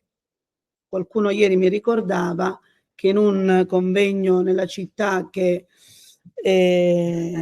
Pierangelo non ha voluto nominare, la nomino io, che è Pontremoli, e grazie intanto per le emozioni che ci hai trasmesso, e io non sono di facile commozione, ma mi hai commosso. E proprio a Pontremoli una volta ebbi a dire che non esiste albero dalla folta chioma che non abbia radici tanto profonde da poterla alimentare. E questo è ciò che ci dà speranza, per il futuro dell'UCIM, perché le radici dell'UCIM sono tanto profonde e attingono a tanta di quella linfa che la chioma non potrà mai se non essere verde e fiorente. E perché proprio sul percorso di formazione, ricerca e sviluppo l'UCIM fonda il suo motivo dell'esistenza e nasce come associazione professionale per la formazione dei docenti. Non dimentichiamo che è la nostra prospettiva di futuro, ma perché è la nostra essenza di diciamo da sempre. Quindi fin dalla nascita la formazione è uno degli scopi dell'Unione, ma lo è perché la prospettiva dei nostri fondatori, e in particolare di Antonio Sengo, è che non si può formare senza formarsi, per cui l'aggiornamento, che non è mero adempimento normativo o contrattuale, quello lo riteniamo, diciamo, lo lasciamo a chi ci ricorda quelli che sono i nostri obblighi, sono i nostri doveri. Noi lo riteniamo un obbligo spirituale, un obbligo professionale, un obbligo interiore, una necessità dovuta al fatto che non trattiamo pratiche, ma abbiamo a cuore la persona, ciascuna delle persone che abbiamo la fortuna di incontrare e che speriamo possano dire aver avuto la fortuna di incontrarci come educatori. Questa prospettiva di formazione, e non scendiamo nel dettaglio di quale potrebbe essere, diciamo, tutte le tematiche su cui l'UCIM intende svolgere la formazione, perché nei tavoli che sono stati presentati abbiamo tante di quelle tematiche da poter sviluppare, filoni di ricerca da poter approfondire, e anche grazie ai tavoli dei riferimenti di esperti o di collaboratori che potrebbero anche guidarci in questa formazione. E non andiamo di nuovo a dettagliare le tematiche, ma quello che vorremmo presentarvi è invece una proposta di metodo, nel senso che la formazione non può non passare dal metodo della ricerca, perché l'UCIM deve tornare a essere un luogo di elaborazione di strategie, di metodologie, di un'officina di pensiero dove ciascuno è operaio, ciascuno è artigiano di costruzione all'interno di questa officina. La ricerca, che è a sua volta un momento di modificazione dello stato preesistente, perché attraverso la ricerca io acquisisco informazione ma modifico il contesto, perché nell'intervento formativo acquisisco nuova informazione, rielaboro, diciamo, l'intervento e modifico nuovamente il contesto. Questo processo è un processo continuo, è un po' il ciclo di Deming che molti di noi conoscono, che è il ciclo che regola tutte le attività produttive, e noi vogliamo tornare a essere un'attività produttiva, dove il prodotto che vogliamo realizzare è una formazione, un'educazione, un'istruzione che torni a essere di eccellenza per questo paese, perché non può esistere un paese civile dove l'educazione non è al centro, la cura degli interessi. Questo è l'obiettivo che Nosengo aveva nel dopoguerra, quando si doveva costruire una forte identità educativa. Credo che non siamo in un momento meno difficoltoso dal punto di vista della crisi dell'educazione, della crisi culturale, della crisi di valori e di punti di riferimento, meno critica di quel momento.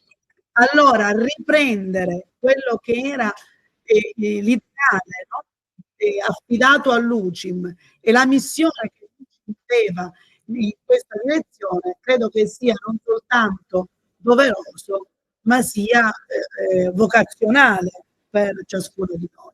Allora, in questo spirito non di dovere, ma in uno spirito davvero missionario, vocazionale, di chiamata da Gesù Maestro ai maestri, ai docenti, ai dirigenti, che sono essi stessi educatori e modelli di buoni comportamenti nelle comunità, assolutamente in alleanza con le famiglie, in alleanza con le università, che sono i luoghi della ricerca, e dobbiamo ricomporre il legame con le università, perché nessuno può fare a meno della rete di supporto e di ispirazione che è doverosa, in collaborazione con le singole scuole a cui dobbiamo rendere un servizio di supporto, perché le scuole ci chiamano, perché ci continuano a riconoscere come associazione professionale autorevole. Cercheremo di mettere in campo le migliori energie, cercheremo, non è un problema di status, è un mettere dentro ciascuno di noi, di voi presenti e come rappresentanti di chi non c'è, perché l'UCIM continui e torni ad essere punto di riferimento per ciascun educatore, formatore, dirigente e docente della scuola italiana, perché possiamo ritornare a essere credenti, lo siamo, ma credibili quanto lo siamo ancora, e soprattutto dobbiamo tornare a essere riconoscibili all'interno di tante comunità che sono ormai allo sbando per un individualismo anche nelle comunità professionali, che invece l'UCIM ha mantenuto come suo punto di forza. L'UCIM nasce come unione perché all'interno della comunità professionale del sistema educativo ciascuno sia di supporto all'altro.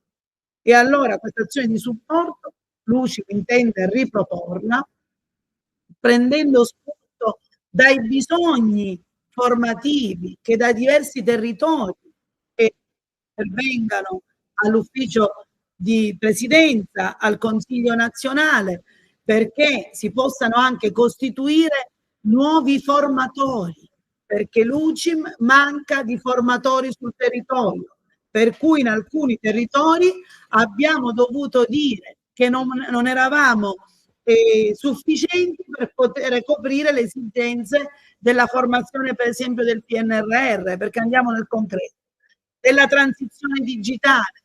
Perché?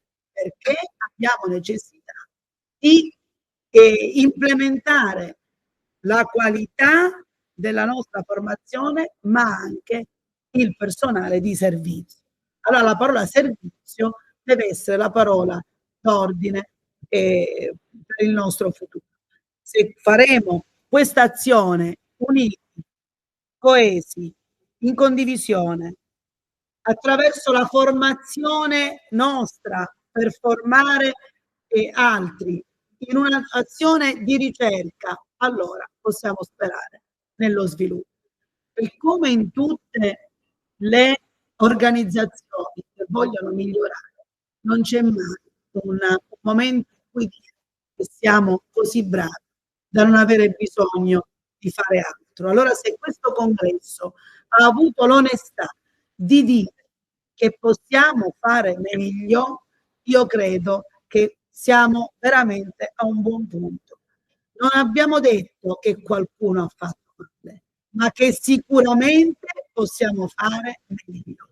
E se qualcuno è disponibile, tutti coloro che sono disponibili a dare due mani, perché purtroppo una non è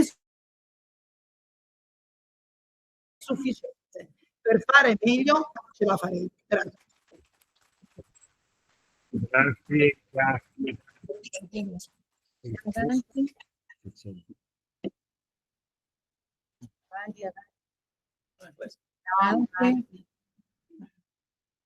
Ecco.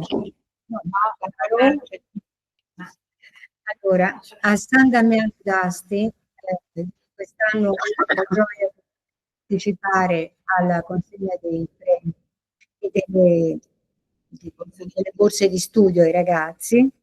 Abbiamo appreso che il padre del nostro Gesualdo Moselido era un fornaciario e che Gesualdo stesso da ragazzo aveva aiutato alla fornace.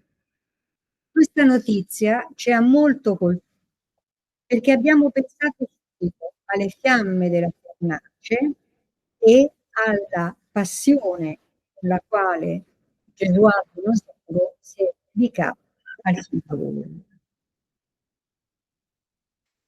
E abbiamo visto tutti noi come mattoni prodotti proprio dal suo lavoro. Con questi mattoni, ora nel congresso della nostra rinascita, costruiremo tutti insieme non una fortezza isolata e inaccessibile, bensì un ponte lanciato verso il futuro, un ponte che unisce la sponda della tradizione a quella dell'innovazione e del rinnovamento, un ponte costruito e sorretto da ciascuno di noi, ognuno per il piccolo mattone, che unito agli altri sa resistere, sospeso da una sponda all'altra e unito. Nessun mattone è altri, un mattone necessario e indispensabile, ma tutti uniti di più di un ponte. Sono la testimonianza concreta del nostro desiderio di essere parte dell'unione e della speranza di svolgere col nostro impegno nel mondo della scuola un lavoro degno dei nostri ideali civili.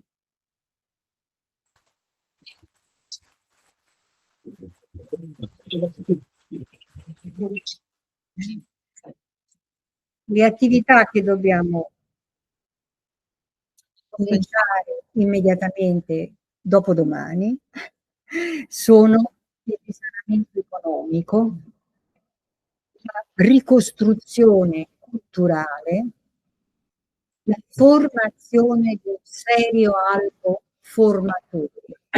Noi abbiamo bisogno non solo di formatori competenti e preparati, ma abbiamo bisogno di formatori diversi dagli altri, formatori UCIM, con l'etica e l'idealità dell'UCIM.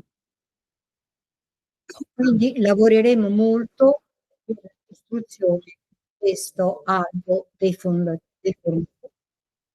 E in più, l'altra cosa essenziale che dobbiamo fare è la costruzione di reti di relazioni significative all'interno della nostra unione e all'esterno. Costruire reti con altre associazioni, con altre realtà, con altri enti, con per permetterci tutti insieme di portare avanti il discorso di una scuola nuova, perché come abbiamo detto all'inizio, la scuola non è soltanto il futuro degli studenti che lavorano, ma la scuola è il futuro e il cuore di una nuova società. Grazie.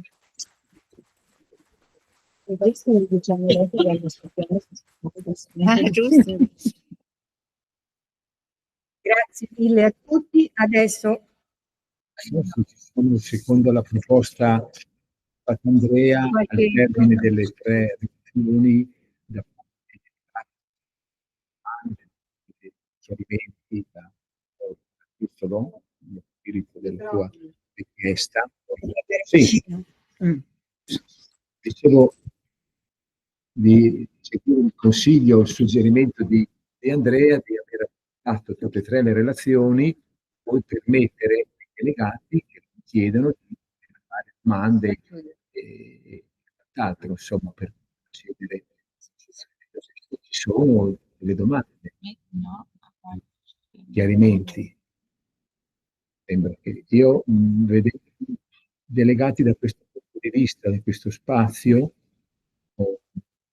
colto dal primo momento che ci si insediamo in sessione, tanto ascolto, sala piena, trasporto d'animo, partecipazione, e quindi lo abbiamo avvertito, insomma, ecco, e quello che le nostre ci hanno detto, non fermare questa voglia di esserci, stimolare, in più che potrei dire, aggiungere con le mie modeste così espressioni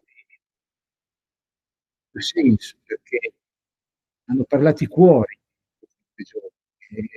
oggi pomeriggio, ecco. E poi a seguire l'intelligenza, perché è chiaro che è disegnato il prossimo quadriennio, però tutto sviluppato dal cuore, dall'anima.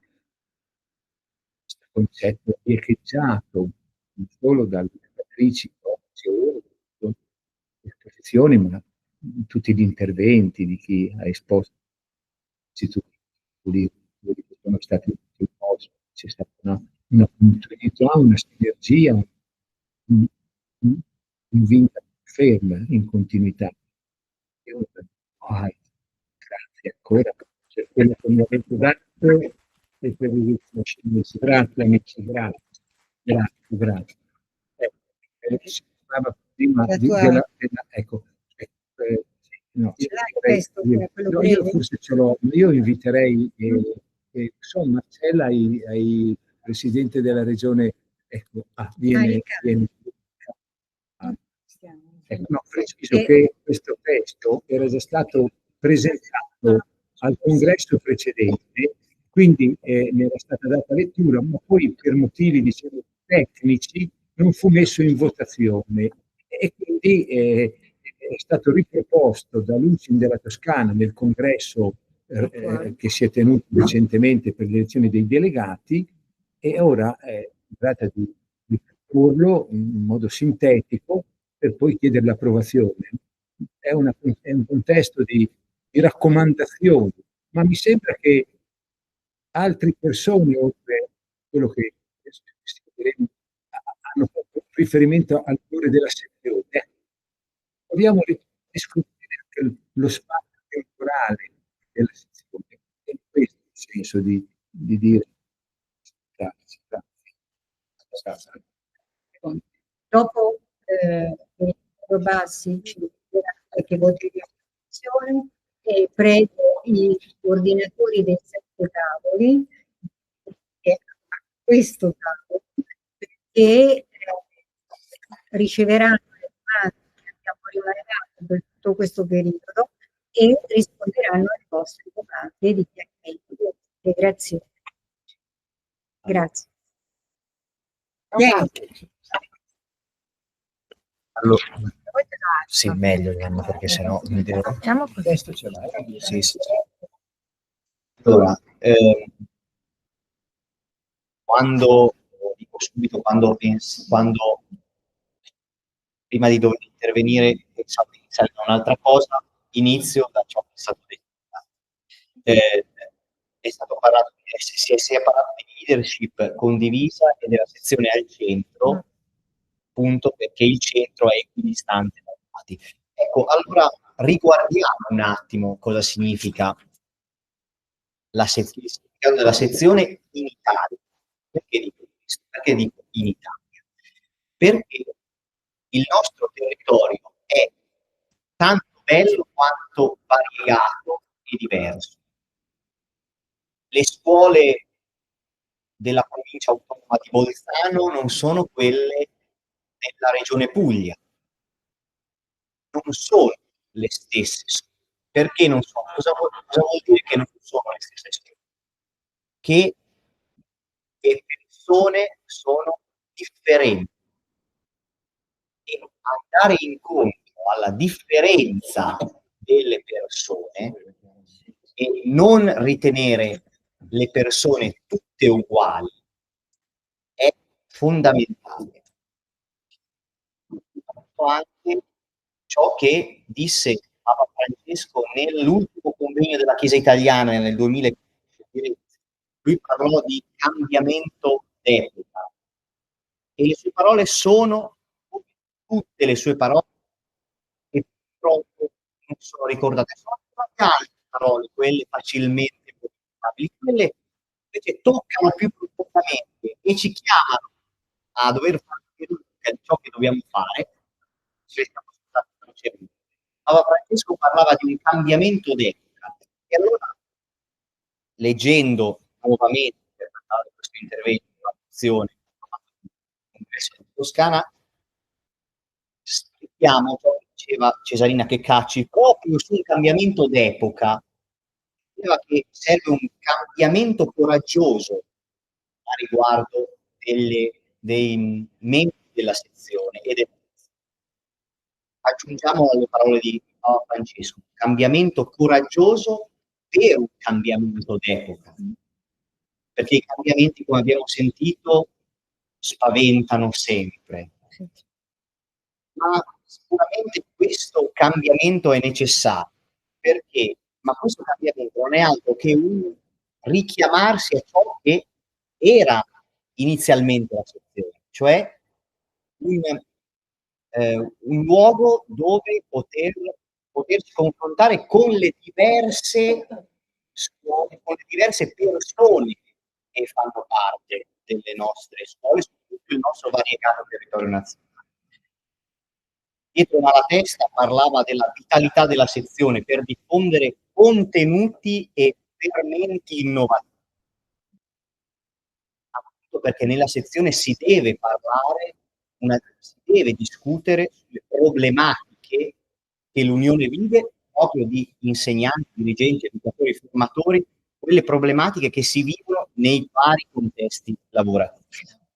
Quindi, quando si parla di sezione, si parla di incontro e di scambio, che è la cosa fondamentale, per la costruzione di una comunità educante, ma attraverso l'incontro e lo scambio non solo fra sezioni, non solo all'interno della sezione, ma anche fra sezioni, perché come ho detto inizialmente, la sezione più a nord dell'Italia magari vivrà problematiche che non vive l'ultima sezione a sud dell'Italia, e allora nel confronto si possono trovare nuove strategie, nuove questioni sulle problematiche da affrontare.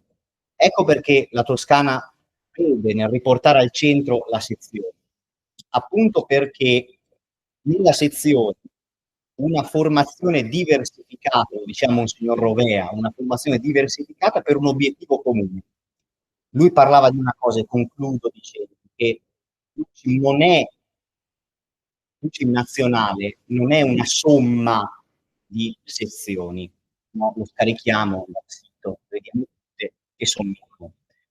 Ma le singole sezioni sono l'UCIM stessa. Lui faceva l'esempio con le chiese particolari e la Chiesa universale. Le singole diocesi sono Chiesa stessa, non sono la somma delle diocesi che creano la Chiesa, ma è la Chiesa stessa in quel luogo, e le nostre sezioni così capillarmente diffuse sono l'UCIM stessa, perché se no sarebbe un UCIM solo centralista, che sarebbe la fine. Quindi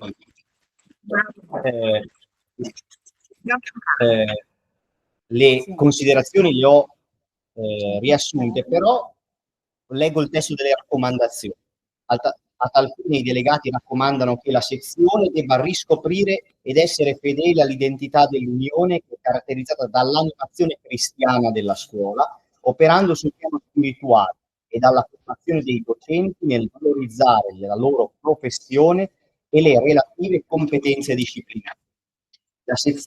Raccomandano che la sezione favorisca adeguata preparazione psicologica, pedagogica, metodologica, didattica e tecnologica.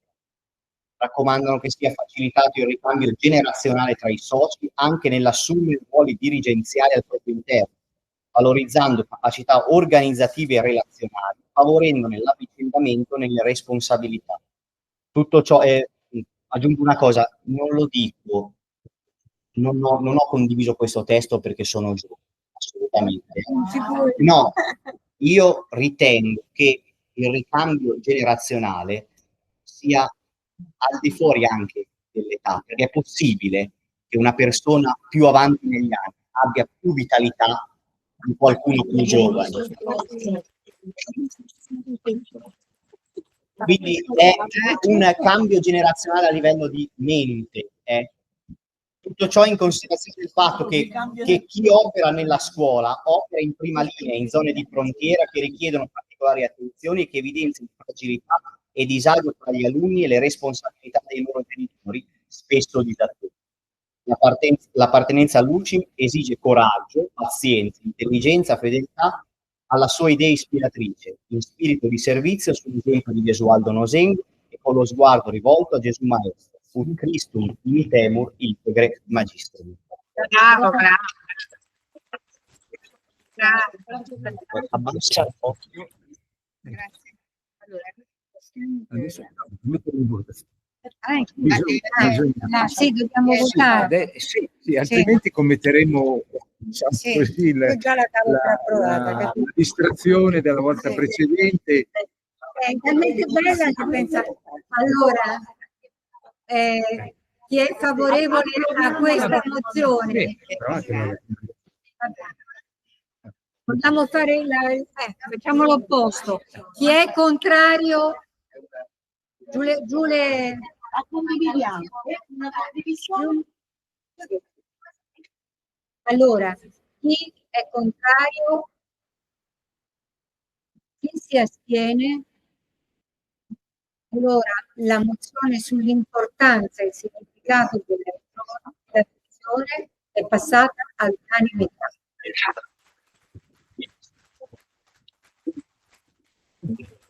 Allora, facciamo posto ai coordinatori di tavolo per rispondere alle domande. Io ho terminato, Sì, devo stare ancora qua. Io allora ho terminato. Sì, vieni dietro. No, va bene, bene.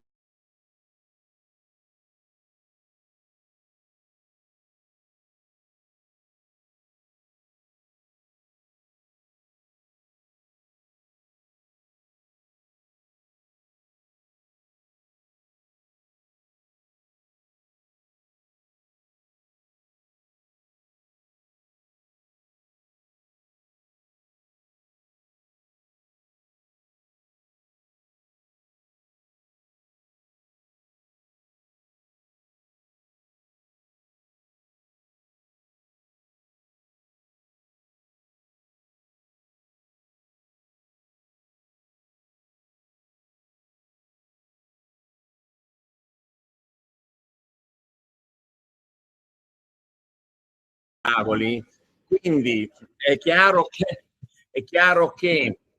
se è pur vero che una domanda può essere articolata, è essenziale, uno, che chi fa la domanda non faccia una mezza relazione, ma faccia una domanda, perché il tempo di socializzare relazioni sui macro temi esposti dai tavoli sarebbe anche bello, ma non ce l'abbiamo, e quindi prendiamo atto di quello che è il principio di realtà. In secondo luogo, facciamo una raccomandazione a noi stessi, perché noi stessi nel rispondere siamo brevi. Brevi sesto, si places plus places, si displices minus displices. Vediamo. Mettiamo ai voti. Avvertenza. A questo punto però, ecco, mi sembra che non siamo, io non insegno matematica, però mi sa che non siamo in 7 ancora. No. Hai altre citazioni?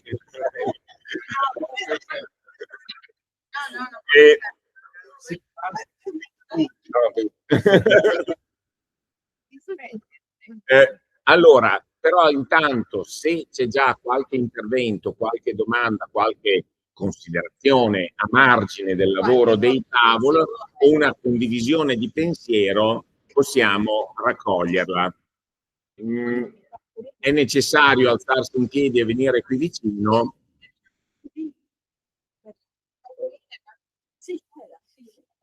Allora, ecco, per porgo il microfono su questo lato. E... Sono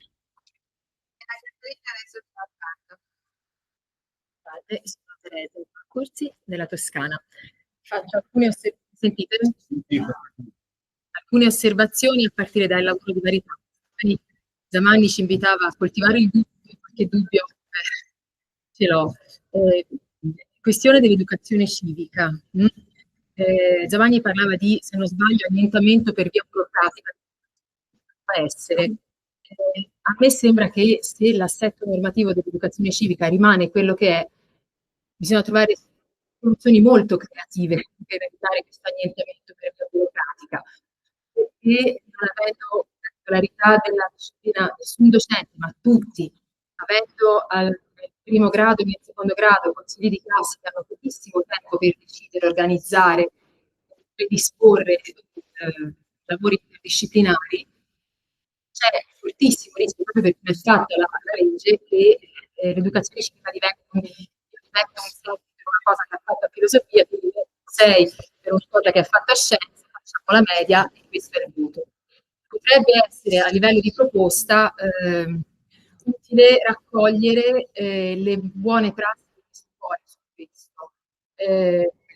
Mia non è particolarmente una buona prassi quella della mia scuola, però qualche anno fa, quando la legge, ci siamo fatto dei lavori di gruppo a livello di dipartimento nella parte iniziale dell'anno per elaborare delle unità di apprendimento interdisciplinari che poi abbiamo testato, le abbiamo aggiustate nel corso del tempo e ora abbiamo un archivio di UDA e diciamo che UDA facciamo in prima scienza, in seconda media, in terza insomma.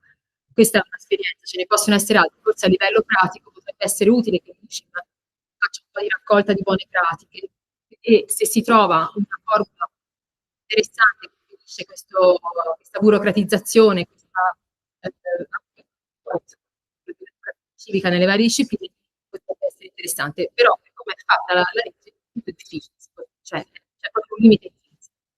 Seconda cosa, la relazione, ricordo qua il tavolo, parlava degli adempimenti burocratici, no? A un certo punto si dice, uno dei paradossi più evidenti l'attuale mancanza di tempo per la formazione continua dei docenti. Assolutamente d'accordo, però ho un po' il dubbio che quando si parla di carico di lavoro burocratico, in realtà rischia a volte di fare quella che è la fake truth, cioè si dà per scontato che tutti i docenti hanno un enorme carico burocratico. Ora, io ho guardato le circolari della mia scuola, in circolari portoghesi, gli impegni burocratici sono scrivere la programmazione di classe, predisporre i PPP e poi tantissime altre cose che sono però come dire, opzionali, cioè puoi fare il laboratorio del PNRR, è chiaro che devi fare un progetto, devi fare una riportazione, ti pagano anche 70 euro l'ora ed è una cosa in più, però a livello di status globale dei docenti, tutto questo lavoro cosiddetto burocratico, io non vedo un lavoro pedagogico, predisporre un PPP con le colleghe del della primaria programmazione e decidere stesso se hanno bisogno di una prova fatta così o così. Non è una struttura burocratica che il dirigente ti chiede, è il lavoro normale del docente. E poi questo lavoro richieda per la particolarità dei nostri alunni, per tutto quello che viene riversato sulla scuola, una cura, e anche un sentirsi inadeguato, capire le situazioni. Io da dirigente vedo classi dove ci sono gli hikikomori, dove ci sono le ragazzine con il succo alimentare, quella che non viene a scuola, quello che c'è al servizio, cioè tutte queste situazioni è chiaro che ci logorano gli insegnanti, però è lavoro pedagogico, non è lavoro burocratico, quindi almeno io non so come sono le vostre scuole, però io non darei per scontato che i docenti sono fissi a scuola, sono stressati a fare griglie e cartelle, perché io mi sono resa conto per esempio che nella mia scuola non abbiamo grandi griglie di valutazione, ma è un problema, cioè le dobbiamo costruire in realtà.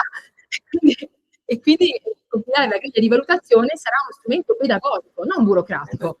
Quindi questo lo volevo sottolineare perché appunto poi si dice sempre i docenti sono schiacciati dalla burocrazia, leggi su Orizzonte Scuola che sono tutti scocciati, in realtà il lavoro è didattico, non inutilmente burocratico. Cioè, la burocrazia la fa la segreteria. Grazie. Ultimissima cosa, soltanto questo. Ultimo tavolo, si parlava, no, quello davvero di Caterina Spezzano, il docente riflessivo, tutto scuola proponeva crowdfunding per sostenere il sistema educativo. Secondo me ci vogliono misure di sistema che incidano sul reclutamento, sulla formazione, sulla valutazione dei docenti, perché il docente riflessivo e metacognitivo non si può dare per scontato. Qualcuno lo fa e noi proponiamo che questo succeda, ma non è dato per scontato. È fondamentale la qualità anche etica degli insegnanti. E per fare questo, secondo me, non si può solo pensare che va alla libera iniziativa delle persone o alla motivazione di chi è nell'UCIM o in altre associazioni. Dovrebbe esserci un sistema in cui sei selezionato, supportato a fare questo, essere così. Perché se poi nella scuola entra la qualunque, è difficile dire che sei entrato senza nessuna motivazione e ci resti per tutta la vita e nel frattempo diventi un docente metacognitivo. Allora, scusa Alberto, attento, se devi dire qualcosa dillo al microfono. Vai Alberto. Suggerirei di chiedere quanti sono gli interventi in modo da poter concedere un minuti, in modo che ci stiano tutti. Allora, scusate, il microfono un attimo. Chiediamo allora intanto di alzare la mano le persone che intendono intervenire, così ci facciamo un'idea chiara di quello che sarà la platea degli intervenienti. Sì. Allora, 1, 2, abbiamo 2 mani alzate e poi allora io direi noi raccogliamo ancora questi 2 interventi, chiediamo di contenerli nel tempo, magari diamo un segnale a un certo punto, ognuno di noi sulla base delle sollecitazioni che riceve, io ho uno spunto che ho ricevuto e quindi su quello risponderò, ognuno di noi risponderà rapidamente alle sollecitazioni che sì, una volta così Riccardo, per favore. Allora, brevissimo, innanzitutto sul tavolo mi sembra no, allora no, sì. Tutto vero, tutto giusto, la premessa che faccio sempre, però diciamo però. Quando diciamo che serve una formazione pedagogica per i docenti, vogliamo anche dire che ultimamente è stato delegato tutto a un manuale, cioè che il Ministero chiede negli ultimi concorsi di apprendere a memoria, perché una domanda che mi è stata fatta al concorso se conoscevo l'autore di un'opera che ho fatto a trovare dopo su internet, e ditemi voi se dobbiamo dire non ci deve essere formazione nozionistica, però il docente deve imparare a memoria un libro e poi questo è un bravo docente, perché è bravo docente va di nuovo subito. Quindi questa è un'osservazione. L'osservazione telegrafica è quella sul tavolo dei giovani della Chiesa del Corriere, mi sembra dalla collega Petta. Oggi, tra l'altro, è stato pubblicato oggi su Avvenire.it proprio una parte del report dell'Istituto Toniolo, e Paola Vignani, curato, era venuta a parlare al professore di liturgia proprio su una parte di giovani di liturgia, e la personalizzazione della fede la legava proprio al problema del rito, ma non faccio lezioni di liturgia. Però quello che si parlava evidentemente di lavoro sinodale, ed è giusto, ho le mie riserve su alcune cose che ho letto, per me, però devo dire una cosa, va sicuramente integrato il lavoro alla luce di Lexi di Papaleone, cioè non si poteva integrare negli ultimi giorni, ovviamente, che parla di povertà educativa, attenzione, perché noi pensiamo alla povertà solo materiale, ma qui si parla di povertà, di tante povertà, quindi quella educativa ha un ampio spazio, la povertà educativa, ma anche dell'ultima lettera apostolica recentissima sull'educazione. Quindi sicuramente quel lavoro deve continuare, deve essere integrato alla luce di questi documenti, che però non si poteva avere la preveggenza di sapere e di leggerli così in fretta. Grazie. Ci sono domande, chi vuole fare una domanda si può avvicinare, poi qualcuno risponderà, perché abbiamo anche uno spazio finale che deve essere dedicato. Quindi, prego.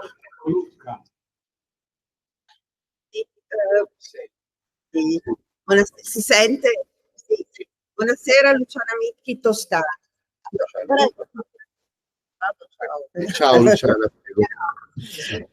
Allora, io devo dire una cosa, scusate, perdonatemi, ma è più un dovere morale che altro, perché io vengo dalla Toscana, si sta parlando di accorpamento di scuole, stiamo parlando di scuola, stiamo parlando di impianto nuovo da dare, e la mia scuola, che è Carducci, in questi giorni è, diciamo, sotto pressione.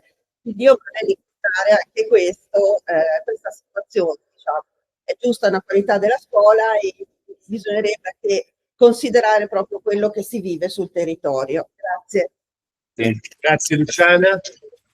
Allora io vi sento di dire qualcosa, se voi volete dire qualcosa, io vorrei... No, meno di 10 minuti. Tu voglio rispondere anche più fretta. No, sì, esatto, se no veramente è un monologo. Allora, no, potrei, però non lo faccio. Io penso, e i dirigenti potrebbero, perché i dirigenti hanno la loro parte, che la scuola sia una questione di ritmo, e senza il ritmo non arrivi a avere dei risultati. È una danza armonica, il ritmo trova la sua consistenza, la sua sostanza. Allora, noi l'anno scorso, in questo periodo, Elena lo sa e altri lo sanno, stiamo dando al ministro la questione dell'educazione civica, dicendo: guardate, abbiamo fatto questa analisi, abbiamo sentito un'opinione di tanti docenti che ci dicono la scuola è frammentata, 33 ore di educazione civica, 30 ore di orientamento, di più vanno da secondaria.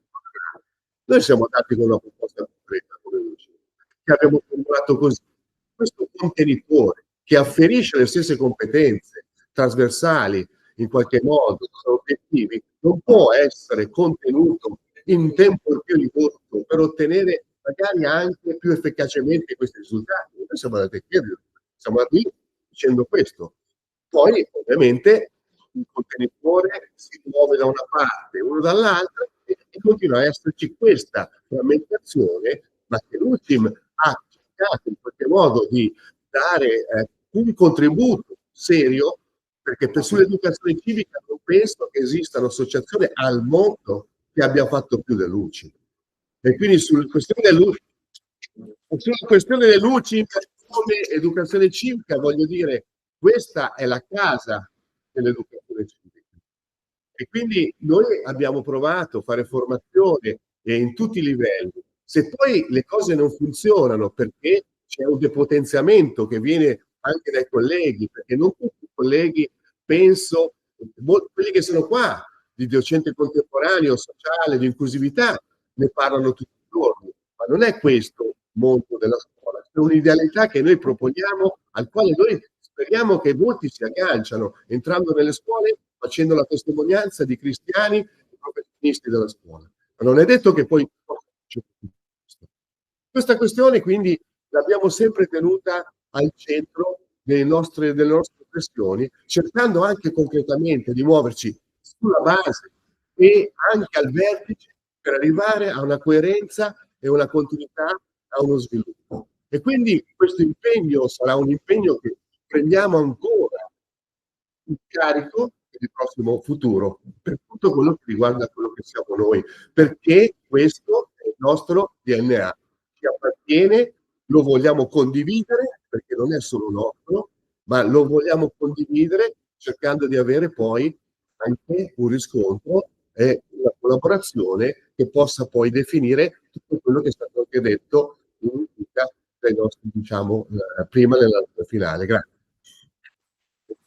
La stessa cosa, così per continuità economizziamo le energie mentali, visto che intervengo su questo discorso, completando il ragionamento. Noi come associazione professionale possiamo lavorare su diversi. Il primo fronte è quello della a livello normativo.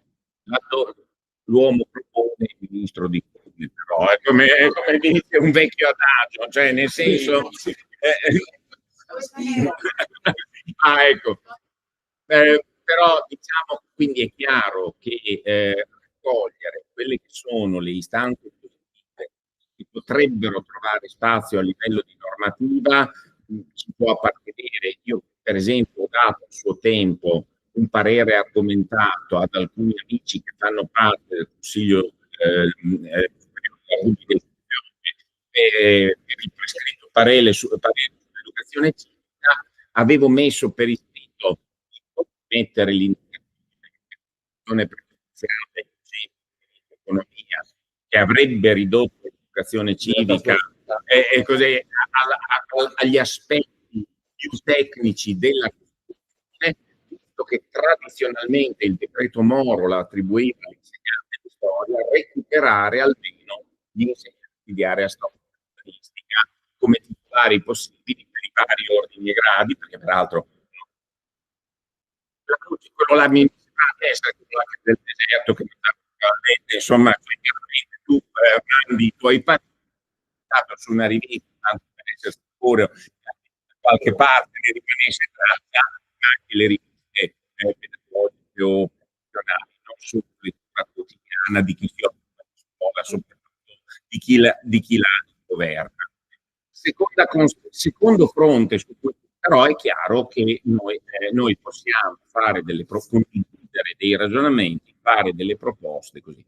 Il secondo fronte è elaborare modelli pedagogico-didattici.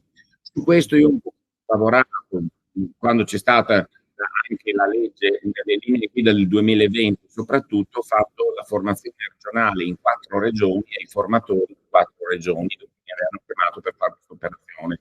E quindi in quella sede, almeno in quelle 4 regioni, ho proposto ai formatori regionali un modellino di tipo pedagogico che consentisse di fare dell'educazione civica una disciplina avente un'identità.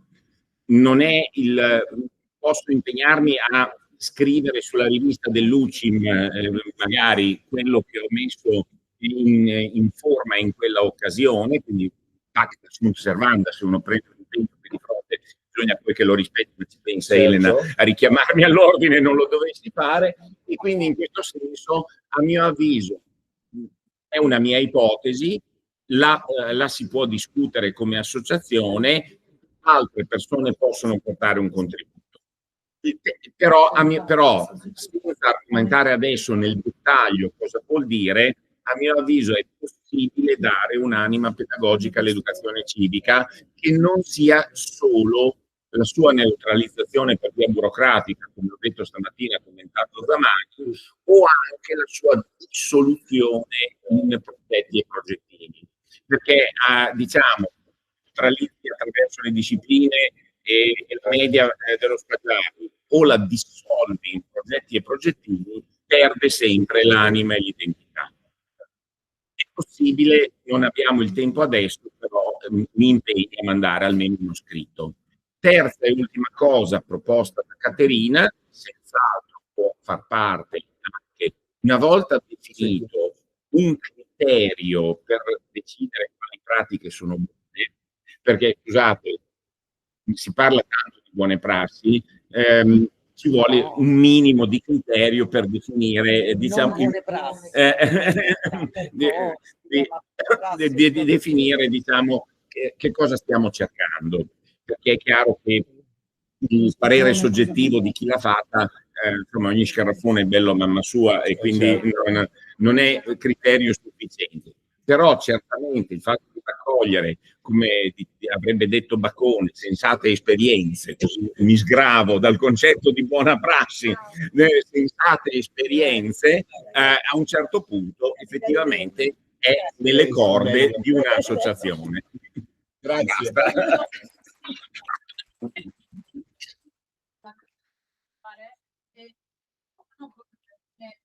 Esperienze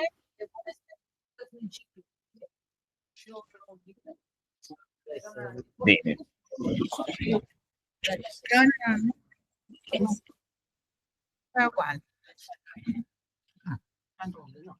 Hai risposto tutto. Sì. Educazione civica, d'accordo con Bonaccorsi, che non so come si chiama di nome. Teresa, con la preside Teresa Bonaccorsi. Con Lorena Peccolo noi abbiamo cercato di lavorare sul curricolo per cambiare delle proposte del Ministero, prendendolo da una certa ottica. Nel momento ovviamente anche noi sul sito. Perché siamo è abbastanza inapplicabile, discutibile. E volevo rispondere anche a Teresa sulla polizia. Allora, sono d'accordo che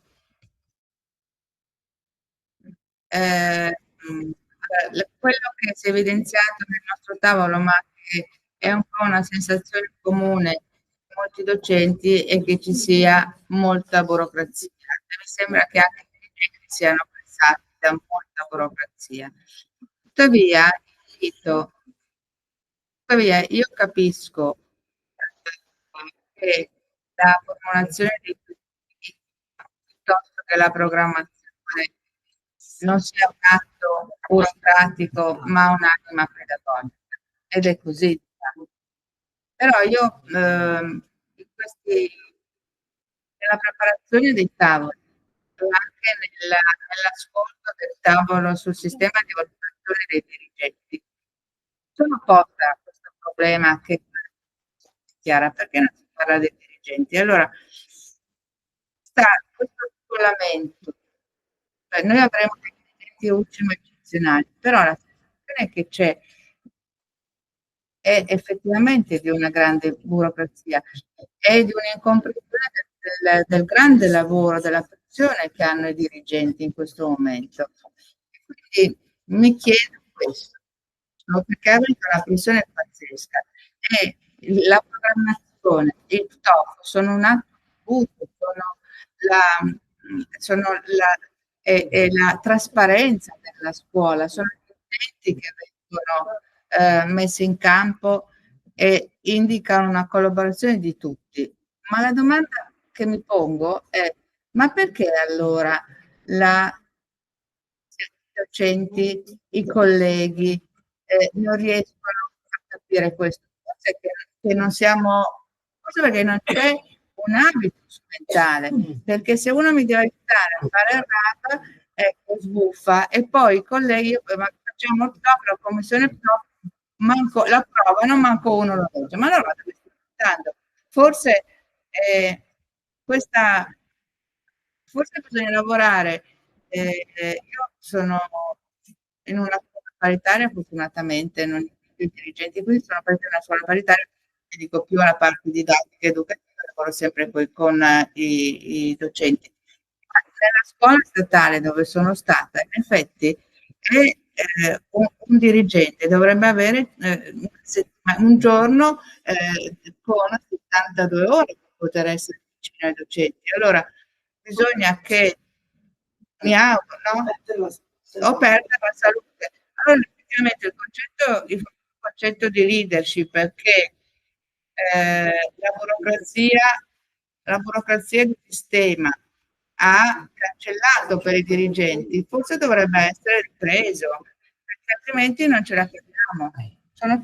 Non so se ti ho risposto, però credo che la sensibilità di molti docenti sia che è burocrazia. Allora forse non ci spieghiamo noi, cioè c'è un dialogo che perché non abbiamo parlato dei dirigenti? Perché c'è una scolatura, ma non è colpa loro, è colpa del lavoro. Non abbiamo pure la colpa di essere innominati. Una proposta, non faccio intervento perché ho parlato troppo, ma una proposta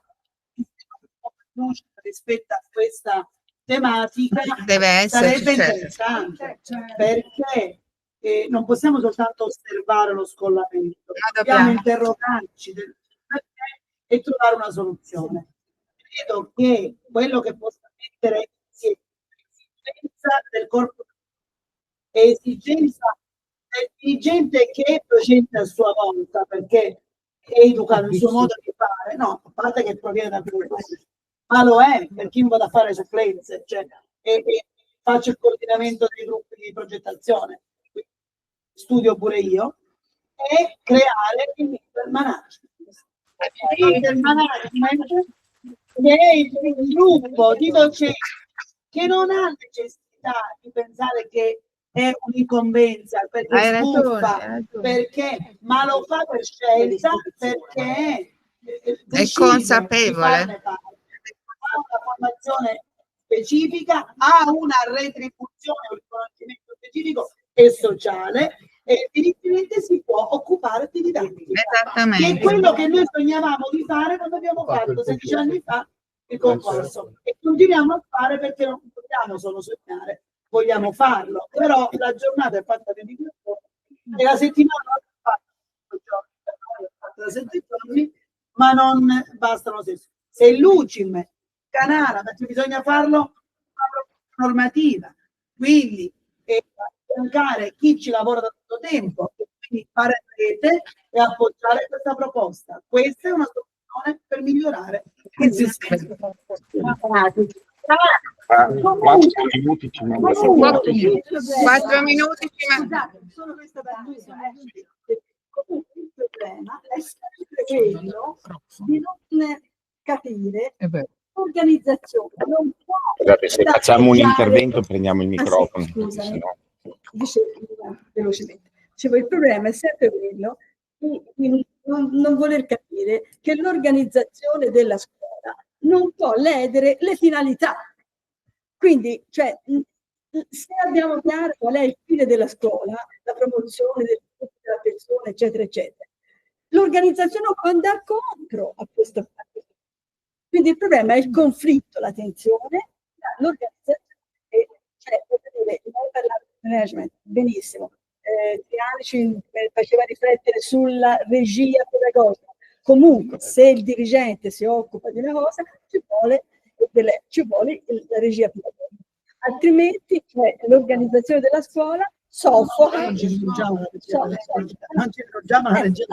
Allora, scusate, la collega ha tentato di parlare 3 volte. Ricordo che tra 3 minuti ci cacciano fuori. E deve ancora parlare lei, e lei che deve dire domani. Allora,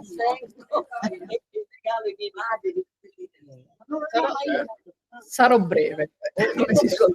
Allora, anzitutto voglio ringraziare Riccardo per il suggerimento che mi hai dato, che coglieremo, cioè quello di integrare nel tavolo dell'educazione, della formazione dei giovani e della Chiesa l'ultima enciclica di Papa Leone.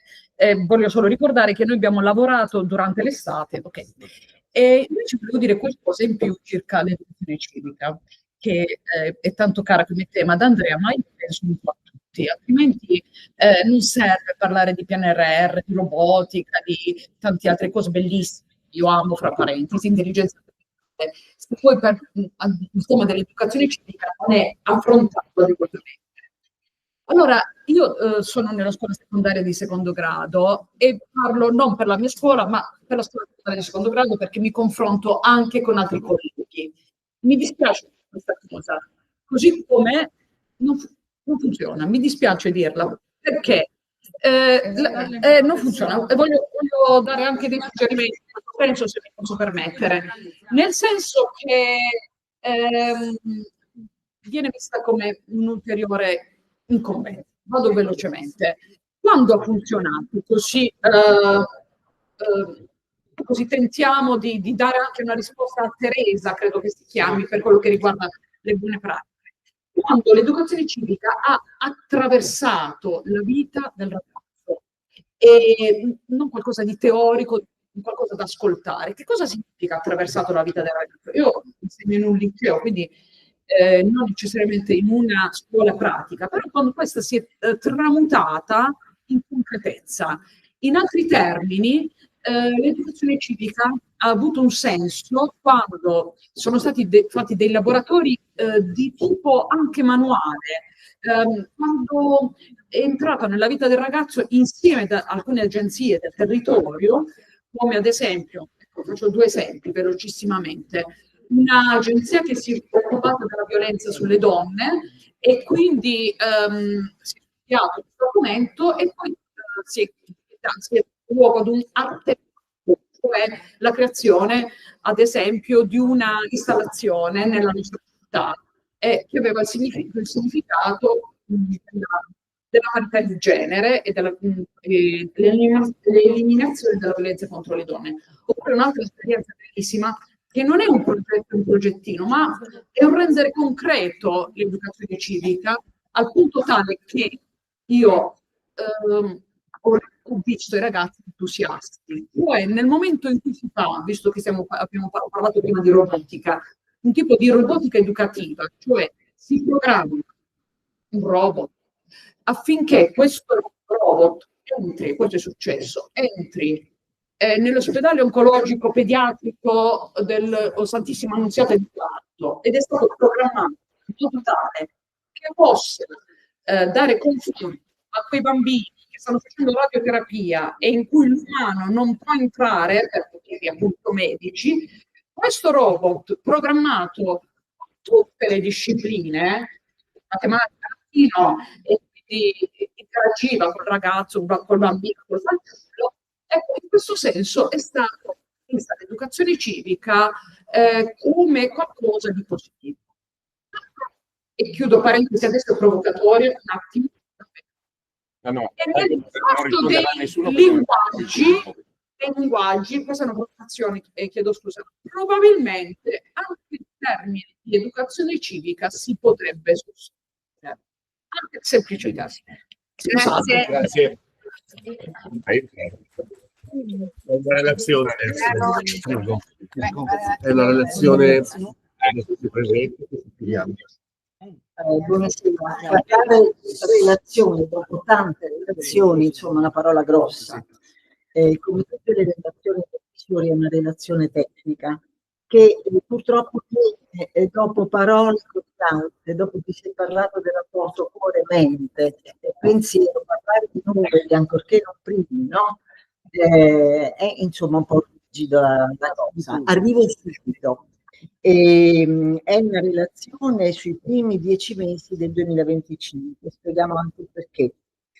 La presente relazione vuole essere innanzitutto una relazione di commiato, ma non perché abbiamo terminato il nostro lavoro proprio il 2 novembre, quindi la parola non era quasi spontanea, ma di saluto, e vi spiego dunque i motivi.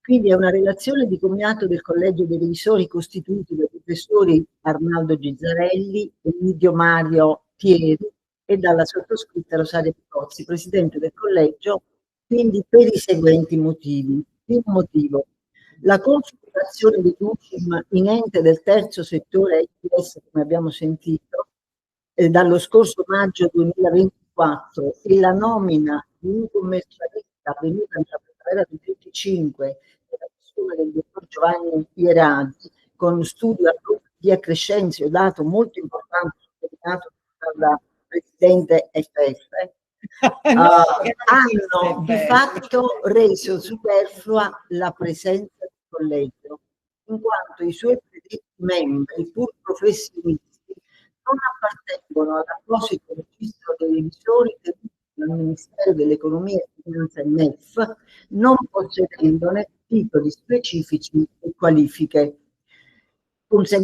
La conseguente dimissione data dal Collegio dei Revisori in data 11 febbraio 2025 in occasione dell'ultima convocazione a Roma per il consueto monitoraggio. Tenendo conto che il decreto legislativo ampiamente illustrato da uno dei tavoli del 3 luglio 2017, numero 117, il codice del terzo settore, ha introdotto sistema di controllo degli enti del terzo settore molto complesso, che comprende tanti controlli da parte di soggetti esterni al singolo ente, quindi all'UCIM, tipo il RUMS, come abbiamo detto, l'Agenzia delle Entrate, quanto controlli interni. E relativamente ai controlli esterni, si specifica che il bilancio 24, dopo essere stato approvato all'unanimità dal Consiglio nazionale con delibera numero 9 nella seduta del 27 giugno 2025, è stato iscritto regolarmente al RUMS così da poter risultare pubblico, che è una delle caratteristiche degli enti del terzo settore.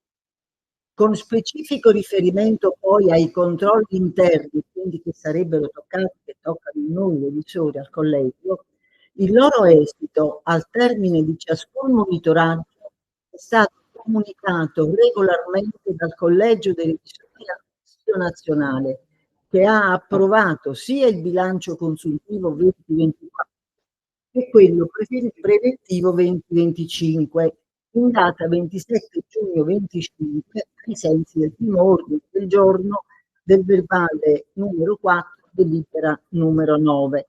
Sono noiosi questi numeri, però ne fanno fede. Il collegio in prorogatio ha effettuato la valutazione delle voci iscritte nel bilancio generale secondo prudenza e nella prospettiva della continuazione dell'attività, per cui esprime sicurezza analizzando tutte le voci inerenti alle attività svolte, analizzando le passività costituite da debiti tributari e da quote di TFR per un dipendente andato in pensione, gli imprevisti, considerando gli imprevisti relativi a ristrutturazione della sede dell'Unione. Tuttavia esprime sicurezza che il futuro, grazie a progetti che come ITS Tricino porterà avanti, grazie ad introiti provenienti dalla destinazione del 5 per 1, grazie alle quote di iscrizione dei soci che potranno aumentare attraverso la continua diffusione sul territorio nazionale di attività di formazione a cui siamo proposti e l'Unione potrà conseguire bilanci positivamente solidi. Oggi quindi il collegio valuta positivamente l'azione di supervisione di un commercialista esterno in possesso dei requisiti previsti dalla legge ed esprime ragionevole sicurezza circa il fatto che il bilancio nel suo complesso risulti corretto.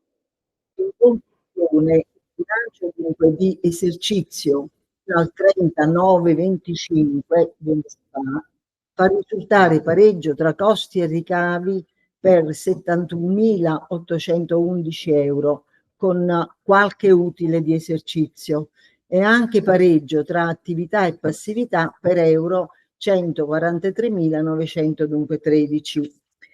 E la conclusione è la seguente: al di là dei freddi numeri, il positivo passaggio ad ETS, consentendo di operare con strumenti trasparenti, di dialogare dunque alla pari con le istituzioni, con le fondazioni, rafforza la natura stessa della nostra Unione come soggetto di interesse generale, promotore di formazione civica, non solo di educazione civica, e professionale, e costruttore di comunità educanti verso cui tutti siamo diretti. E questo è quello che il collegio ha detto e ha portato avanti nell'arco di questi periodi. Grazie.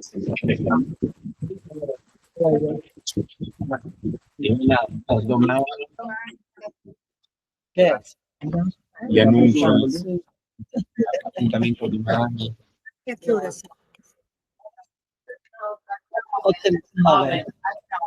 Allora, domani il seggio per la presentazione si apre alle 9. Alle 10:30 ci sarà la presentazione dello statuto rivisto, del quale avete avuto nella cartellina ulteriori correzioni, e quindi poi sarà così. E alle 11:15 ci sarà la proclamazione del Presidente nazionale e del Consiglio di Presidenza, il Consiglio nazionale, gli organi collegiali, i provvediri e i revisori di conti no, perché i revisori di conti saranno presi in considerazione qualora i nostri bilanci lo permettessero.